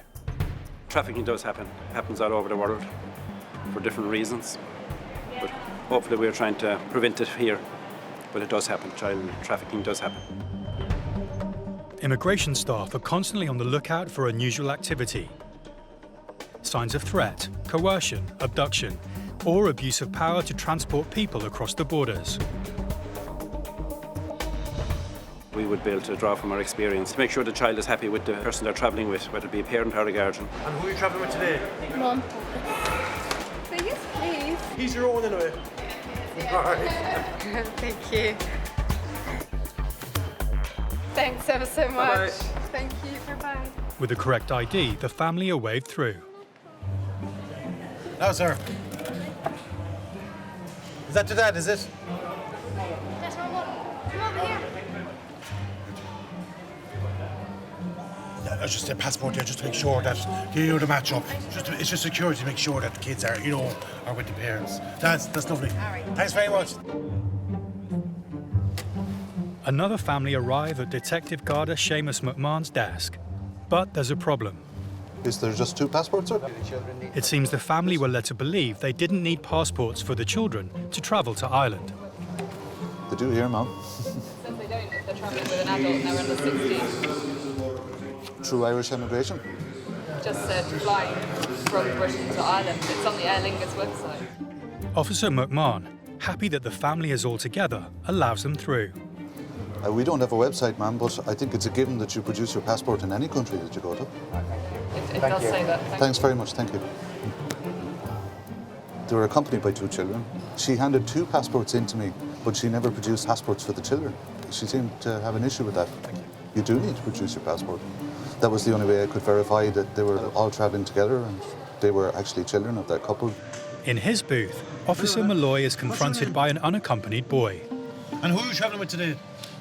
Where's your dad? Okay. Come here. Are you sure he's there, is he? Okay. Will you take a seat over there for 2 seconds until he comes over to you? Is that okay? No, that's lovely. Thank you. While he checks other arrivals, Officer Malloy keeps a close eye on the boy. Can you see him? Until his father finally arrives at the desk. Oh, you're the daddy, yeah? He got ahead of you. I just to make sure he was with an adult, you get me. Mind yourselves, lads. Take care now. Take care. And Officer Malloy can safely let the boy carry on with his journey. Running 24 hours a day, 365 days of the year, activity around the 600-acre site of Dublin Port never stops. It means port security have got their work cut out protecting it. keeping everything moving, people safe, and ensuring this vital border entry point into Ireland is secure. You'd have a lot of traffic in and out, so much happening, it's so busy, there's people everywhere, there's traffic everywhere, there's movement everywhere. It's a big job. Officer Dermot Weldon is on patrol checking for everything, from stowaways to suspect vehicles. As well as ground patrols, the port security team have a vast network of CCTV cameras. Back in the control room, Dermot is on the lookout for anything suspicious. Left-hand side there, camera 35. The officers have to be ready to deal with any incident, night or day. A truck parked up overnight in the port has caught fire. Following emergency incident protocols, the team raise the alarm and secure the area. It allows the fire service to quickly get the blaze under control, limiting its spread and potentially saving lives, and avoiding thousands of pounds worth of damage.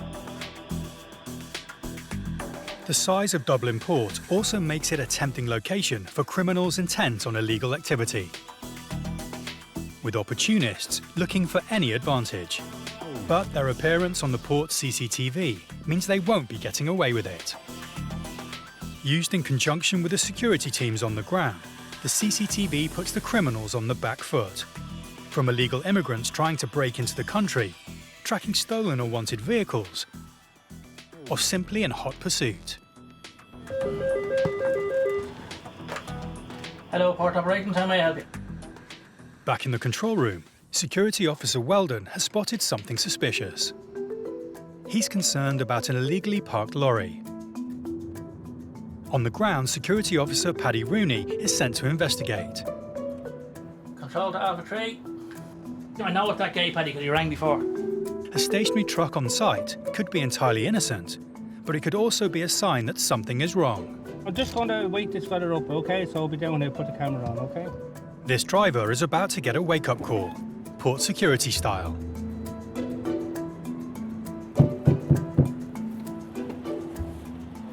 Good morning. Morning. How are you this morning? Tired. Quizzing the driver, Paddy explains that he's parked his truck in a no-parking area of the port.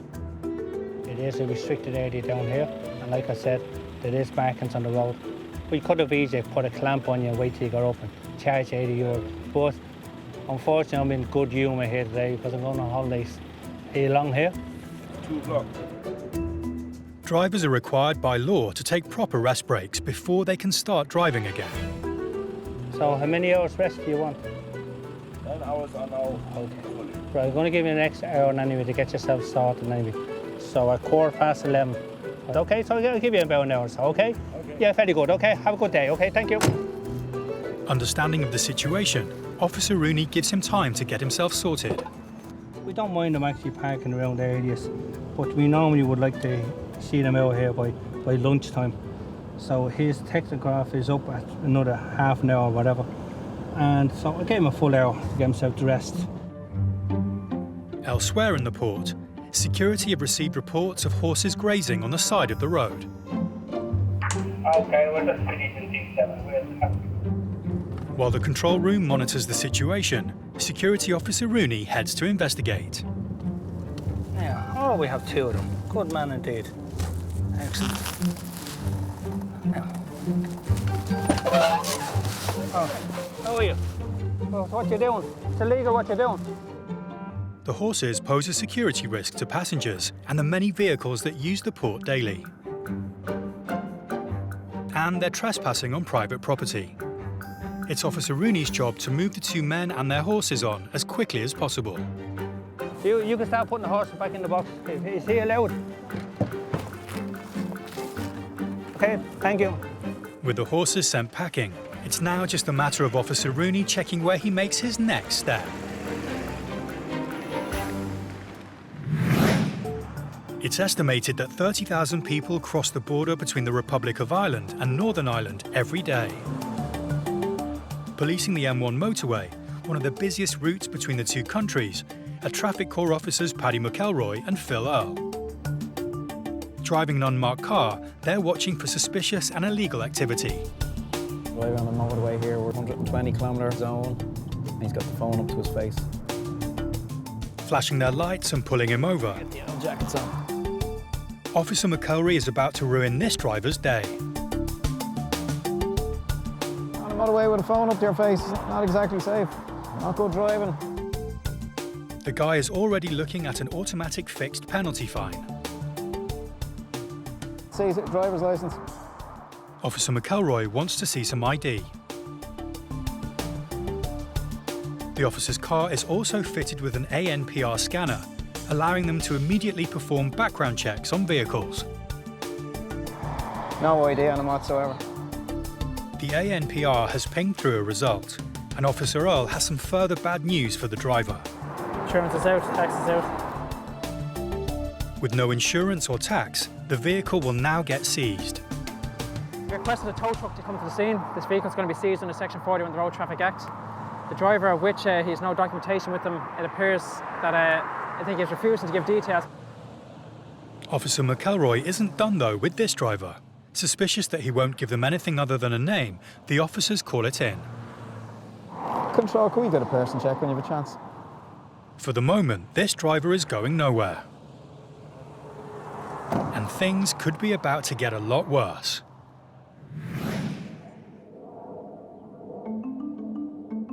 More than 20,000 foreign students travel to Ireland to study every year, many of them arriving at the country's largest airport in Dublin. With student visas being one way illegal immigrants enter a country before disappearing, passport and immigration officers need to make sure students are coming into Ireland for the right reasons. In order to prove they're in Ireland to study, students are required to have a letter of invitation from the college or university they're going to be studying at. A flight from the US has just landed, and a male student has arrived at Officer Mick Lally's booth.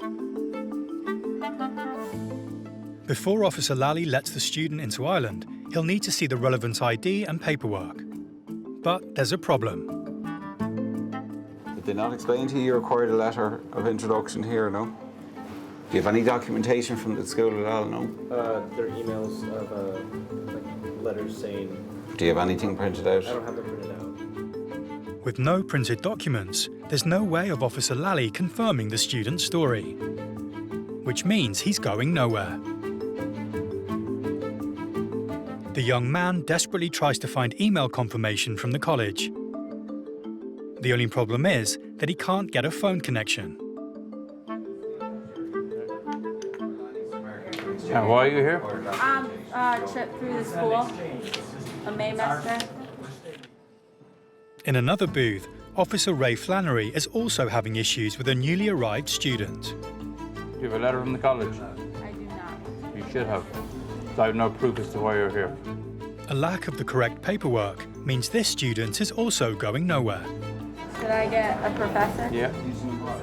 She calls over her teacher to see if there's anything they can do. Generally, a student group will have a letter from the college they're coming to, explaining why they're here, length of time, etc. Of course, they're going to study, and they'll have a list of the students. Do you have any documents from the school that you're coming to study? Student with no documentation. I have no proof. They could be here for any reason. It's organised through Franklin Pierce and UCD. Right. Talk to somebody in UCD. You should have a letter from UCD saying that you're coming here to study for a period of and the amount of students. Back at Officer Lally's booth, and mobile phone connection, or lack of it, is still causing a hold-up. And what course are you doing here? What's that? What will you be studying? I'm studying physics. You're not use the Wi-Fi, no? It's in 3G, so you're not on the Wi-Fi at all. And you're a physics student. Yeah. Open up which letter I need there. Eventually, the man finds the email and shows it to Officer Lally. And the last sentence is, you are recommended to retain a copy of this letter with you. Excellent. For immigration purposes. Having given the student a mile ticking off, and a reminder to next time read the travel details, Officer Lally stamps the student's passport and lets him through. He's a physics student, you don't think he would be up to date with technology, but you could clearly see it on the top of the phone. He hadn't got the Wi-Fi insignia on it, so yeah, we got it sorted in the end anyway, between the two of us. At Officer Flannery's booth, having explained how things are supposed to work, the officer uses his discretion and allows the student to enter Ireland. You part of the study group? And we explain to them procedures going forward, what they need to do, and they will talk to the relative colleges, and hopefully next time that will be sorted. Patrolling the busy M1 motorway that connects Southern Ireland with Northern Ireland, traffic officers Paddy McElroy and Phil Earle have pulled over a driver for being on his mobile phone. Insurance is out, tax is out. And having found out the vehicle isn't taxed or insured, they've seized it. I need to see his driver's licence. But unable to verify his identity, the white van man has to wait as the officers call in for a check on him.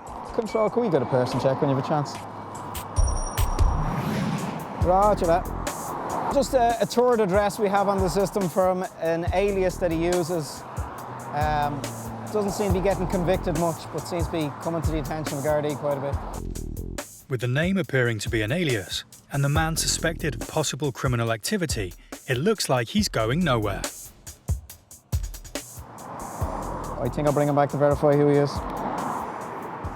The simple act of using his mobile phone while driving has just landed this driver in bigger trouble. Being arrested under Section 107 of the Road Traffic Act. What that means is I'm not happy with your identification or where you're living.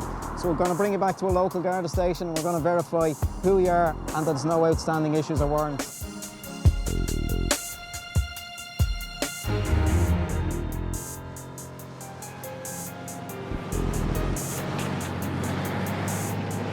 With his true identity still in doubt, it's not just his vehicle getting seized. He's nicked too. And it's a chauffeur-driven ride to the police station.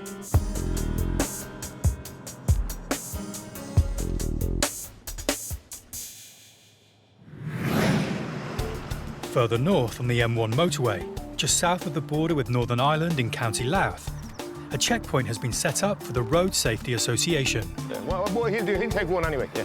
So, thanks. With its proximity to a border crossing point that is used by thousands of vehicles every day,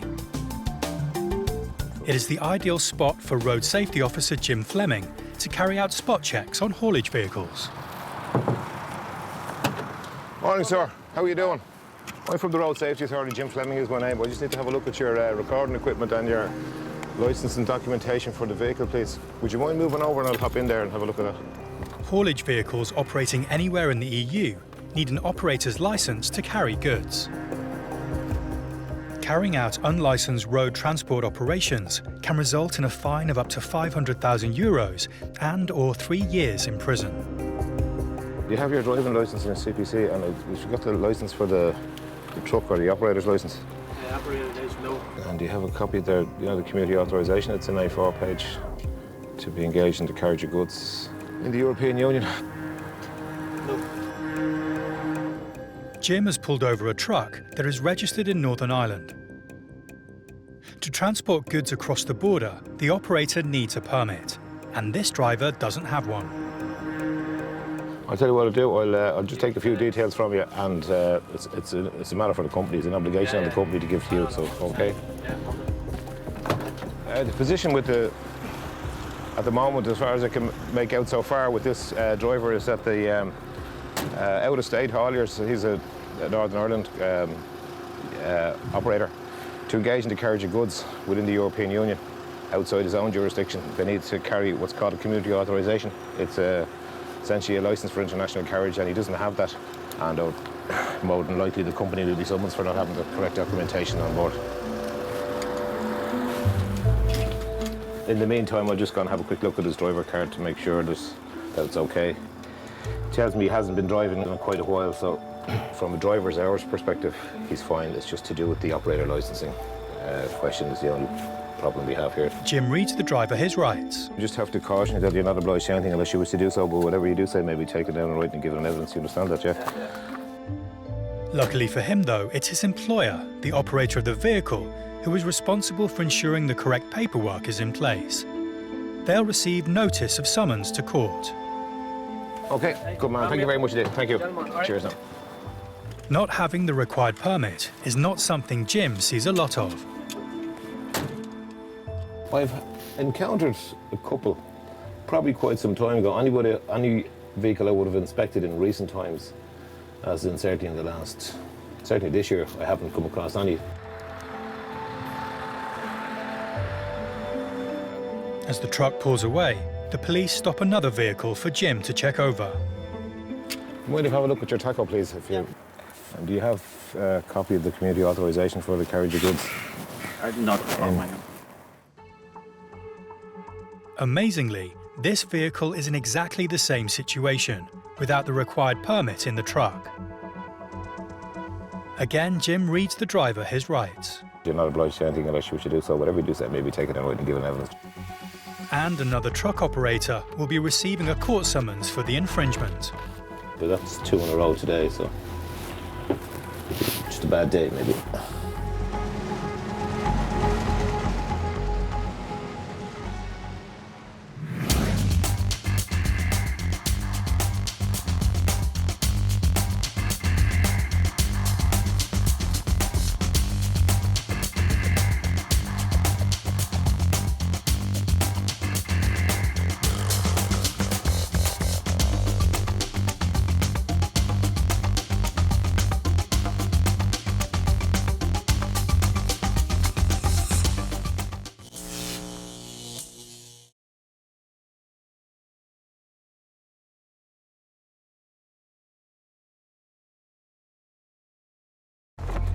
In the world today, protecting a country's borders is vital.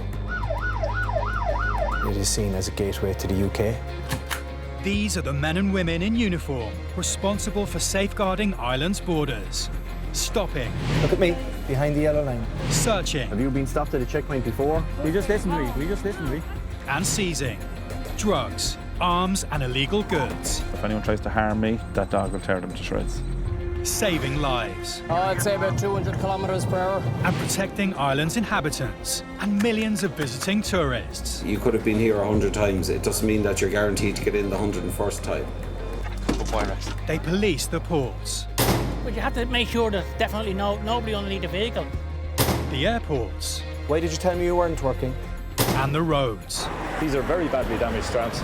If you can't drive the truck, shouldn't be on the road. These are the Border Interceptors.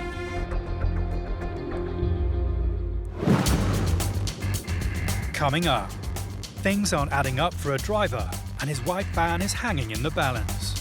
What way do you pay your insurance? An American traveller becomes separated from his family and his passport. Is your wife still on the plane? Is she coming out? No? And trucks crossing the borders are about to have a spanner thrown in the works. I'm going to double check that now, but it's coming up as being expired since August 15. On patrol around the streets of Dublin Airport, road traffic officers Mark Fay and Paddy McElroy are keeping their eyes on the road. Using onboard ANPR technology, their unmarked car is automatically reading number plates and searching for vehicles that shouldn't be on the road. And it's not long before they have a hit.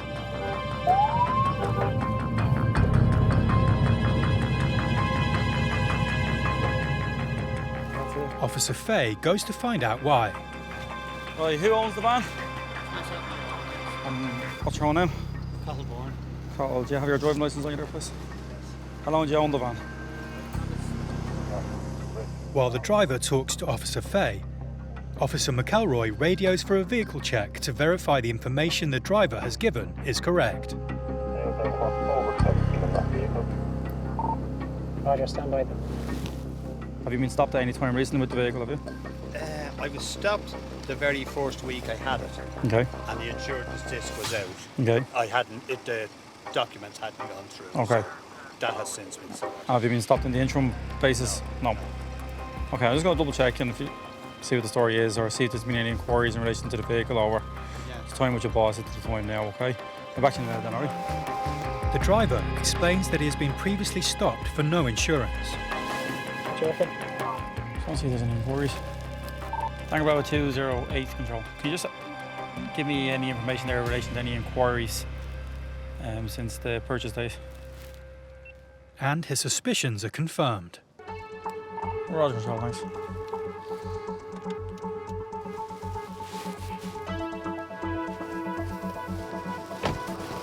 What way do you pay your insurance? On direct debit. And do you miss any payments with that? So you always ensure there's the money in. But why don't you do the 3-month period then for the tax? It's €94, like, you know what I mean?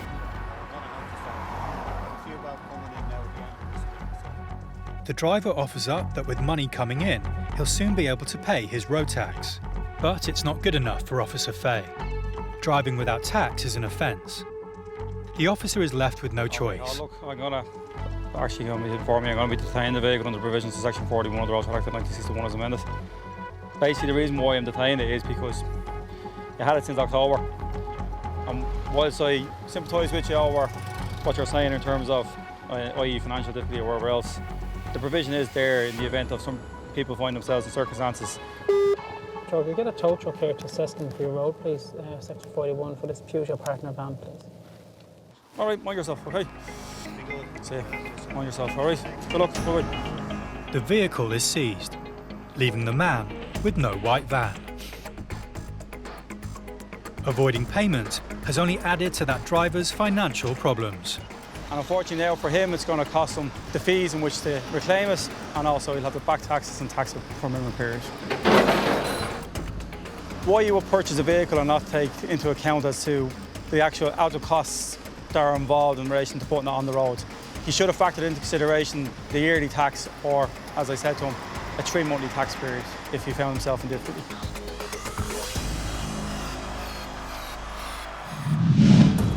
Being the most westerly of all European airports, Shannon has become a major destination for connecting transatlantic flights.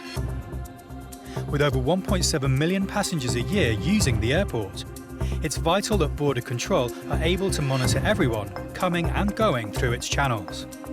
Transferring on a connecting international flight, passengers are kept airside and do not officially enter the country. Enjoy your stay, lads. Have a great time. Take care now. This passenger has arrived at Officer Dara Malloy's desk. What's that, sir? My wife is being paid. She's got my passport. Oh, where's your wife? She is somewhere at the airport. I thought she went ahead of me, but she might have gone And, but is your wife still on the plane? Is she coming out? No? She was already out, but she walked ahead. And has she gone through immigration here? I'm honestly not sure.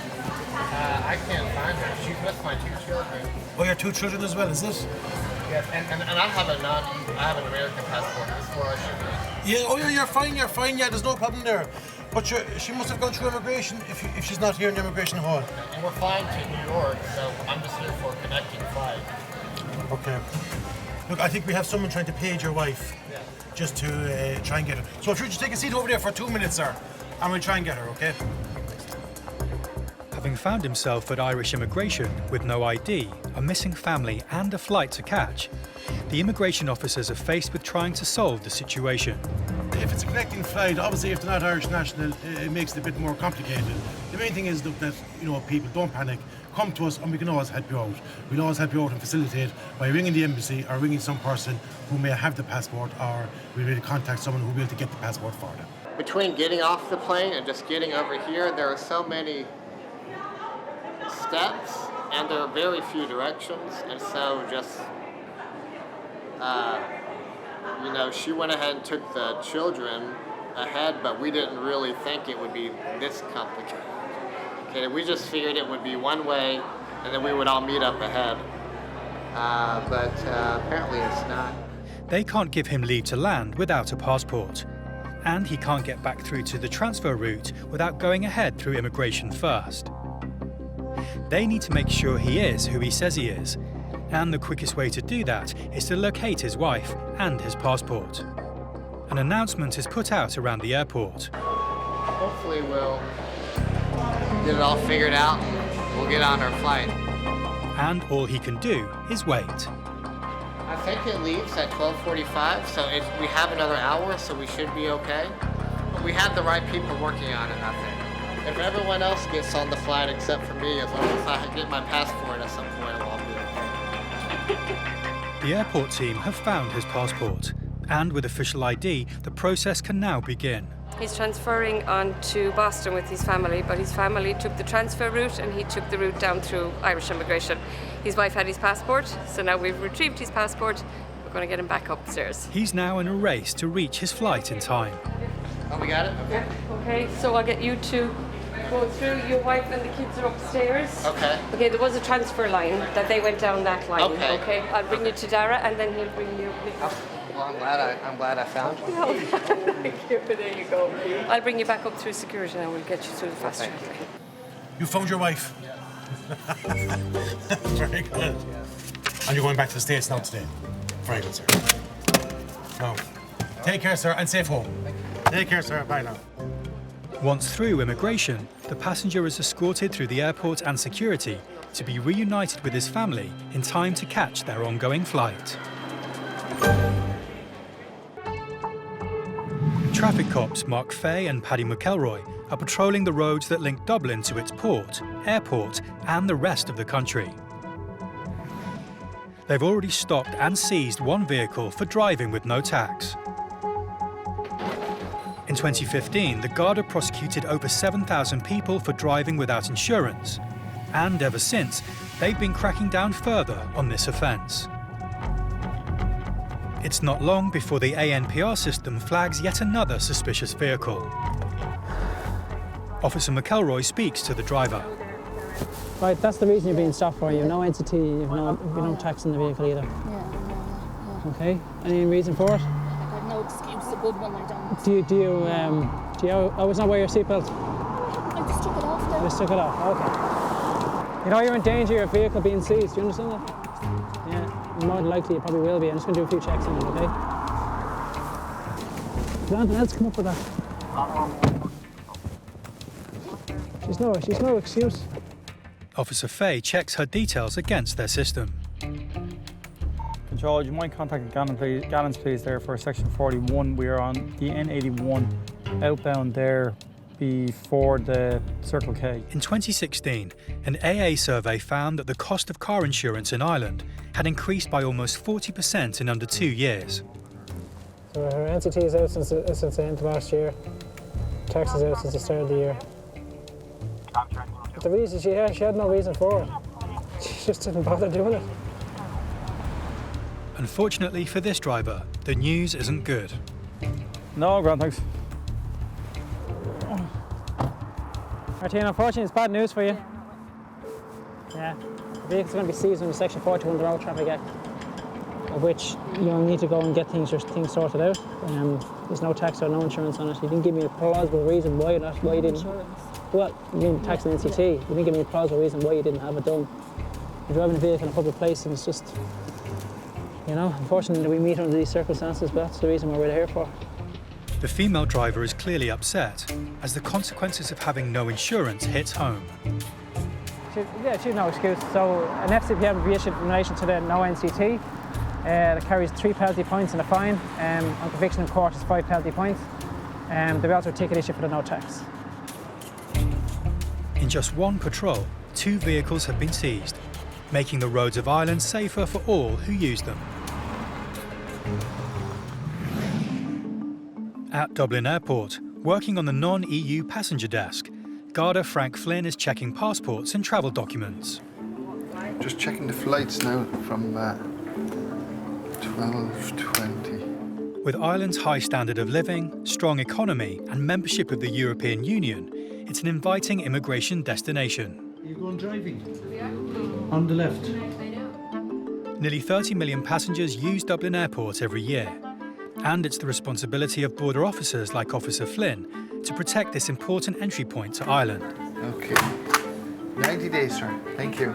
Take care. It demands vigilance, alertness, and an attention to detail. Hello. Morning. How are you? Good. How are you, sir? Good. A family who've just landed from the US arrive at Officer Flynn's booth. You're on your summer break. Huh? Yes, sir. Now, how long are you staying, ma'am? 16 days and 12. Lovely. Now, Christopher. Thank you, sir. Happy with their documents, Officer Flynn allows the family into Ireland, but not before he makes an eagle-eyed observation. Police officer, Christopher. So am I. Best of luck. He realized I was a police officer by my wristband. We have like a brotherhood, I guess, so for him to notice my wristband that quick, he was very observant. So I work at the courthouse in the States, and I work warrant unit, and I pick up on details, but I don't know if I'd have picked that up that quick. I was sitting where he was sitting at. That was pretty slick. For Officer Flynn, it's just a chance to bond with fellow international police officers. A bond there worldwide, you know, with police forces, and especially USA and the Gardaí go to the US every St. Patrick's Day in March in the St. Patrick's Day parade, you know. Hello, how are you? Fine. Good, good. Next to approach Officer Flynn's desk is a woman travelling alone. Although the lady has arrived from France, she's at Officer Flynn's booth because she's not an EU citizen. She's African. The lady was from Guinea-Bissau. She had a visa to enter, multi-entry visa to enter Ireland. Oh, you live in France? Yes. The woman may live in France, but her West African nationality means she has a different immigration status to a citizen of an EU country. She needs specific documentation if she intends to stay and work. Well, you have a letter, have you? Yeah. The woman produces a letter to show she is part of something called the Atypical Work Scheme. It allows non-EU citizens to work in Ireland for a specific employer, where there is a skill shortage in the profession or they have specialised skills. She has an atypical work scheme letter from Lidl, so she's entitled to work with them for up to, normally it's 3 months, but she said it would last a year, because she's non-European, so she has to go on the system and register. With 143 stores currently in the Republic of Ireland, Lidl is one of Ireland's top employers. But as an international company, it also employs specialist staff of other nationalities. With her paperwork in order, Officer Flynn processes the woman's entry. Lidl are based in Kildare, aren't they? Yes. So where are you going to live? In Kildare, is it, or Dublin? In Dublin. In Dublin, no? Okay. In a hotel. Yeah. Well, you're going to have to register with immigration, you know that? Yes. Okay. They send me all information. All right. If you're living in Dublin, you've got to go to this office. Okay. And register with immigration within 90 days, okay? Okay. And they will give you a stamp then for your remaining time. It's critical she registers with the immigration department and that she gives herself enough time to do so. I will do it this week. Okay, if you get a chance, yeah. But sometimes it's busy in there, you know? Okay. If she fails and misses the deadline, there's a very good chance that she'll not be allowed to stay beyond the initial 90 days, even with the prospect of a job. See you then. Goodbye. Take care.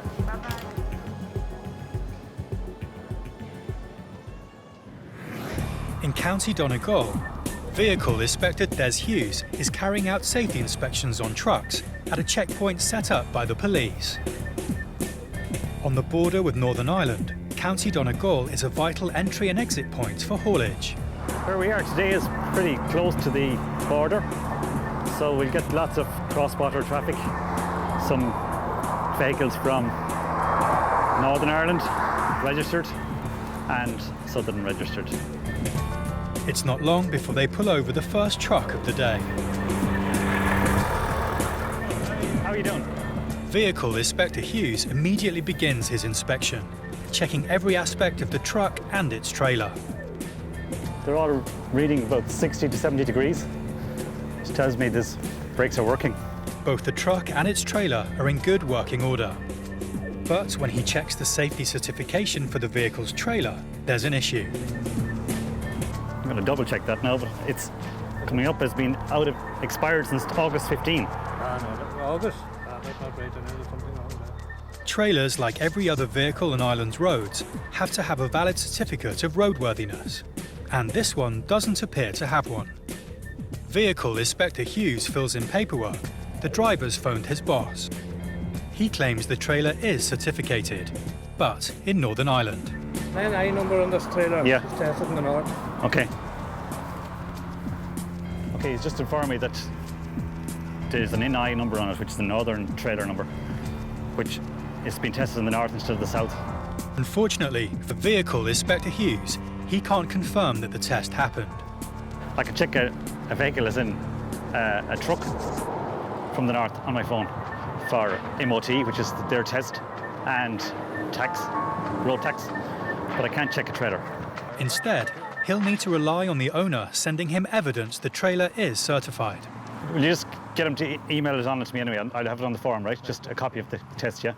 Having done a thorough check of the vehicle, he knows it's in good working order. So he's happy to let the truck carry on its journey. It's not long before they pull in another truck, and he's faced with a similar problem. Is the truck tested? That certainly is. It's tested north. Have you any paperwork there, no? I don't have any paperwork for this truck. Can I step in the far side for a second? You can, of course, as long as them feet's clean. Vehicle Inspector Hughes carries out a full inspection of the truck and trailer. We're then with a few miles of the border here, so, you know, people are juggling each side of the border and in their daily work. Some businesses have addresses both sides of the border. Makes it more difficult to get the full story on them and get the full picture of us not testing what is tested and testing it in the south, then testing it in the north. So it's a full-time job. Happy that they're both roadworthy, he allows the truck to go. But he'll need to be sent the required paperwork. And then it's on to the next truck and trailer.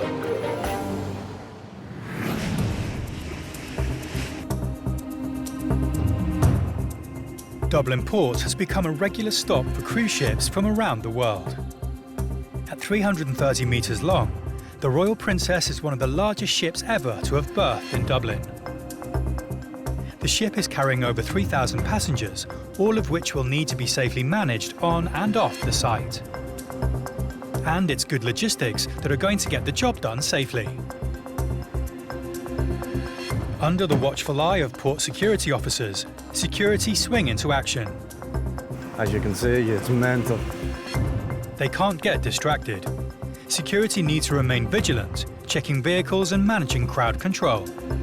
It's a lot of checking going on and a lot of bodies around the port, a lot of securities coming in. As it's when things appear chaotic that people intent on causing harm or performing illegal activity can take advantage of the situation. Security need to make sure that every single passenger arriving is properly screened and checked before being allowed on board. This is organised chaos, that's what it is, and if there's panic, let it be organised. What are you doing? You can't go that gate, you're holding it all up, just turn around to the right. You can't go out that way, sir. Follow the bus. Move it up, don't park there. You get a lull, and then there's just like another wave comes in, and they're everywhere. It's all gone smoothly. With the port security being so organised, any potential risk has been prevented. Everyone is back on board who should be. The Princess Royal can set sail.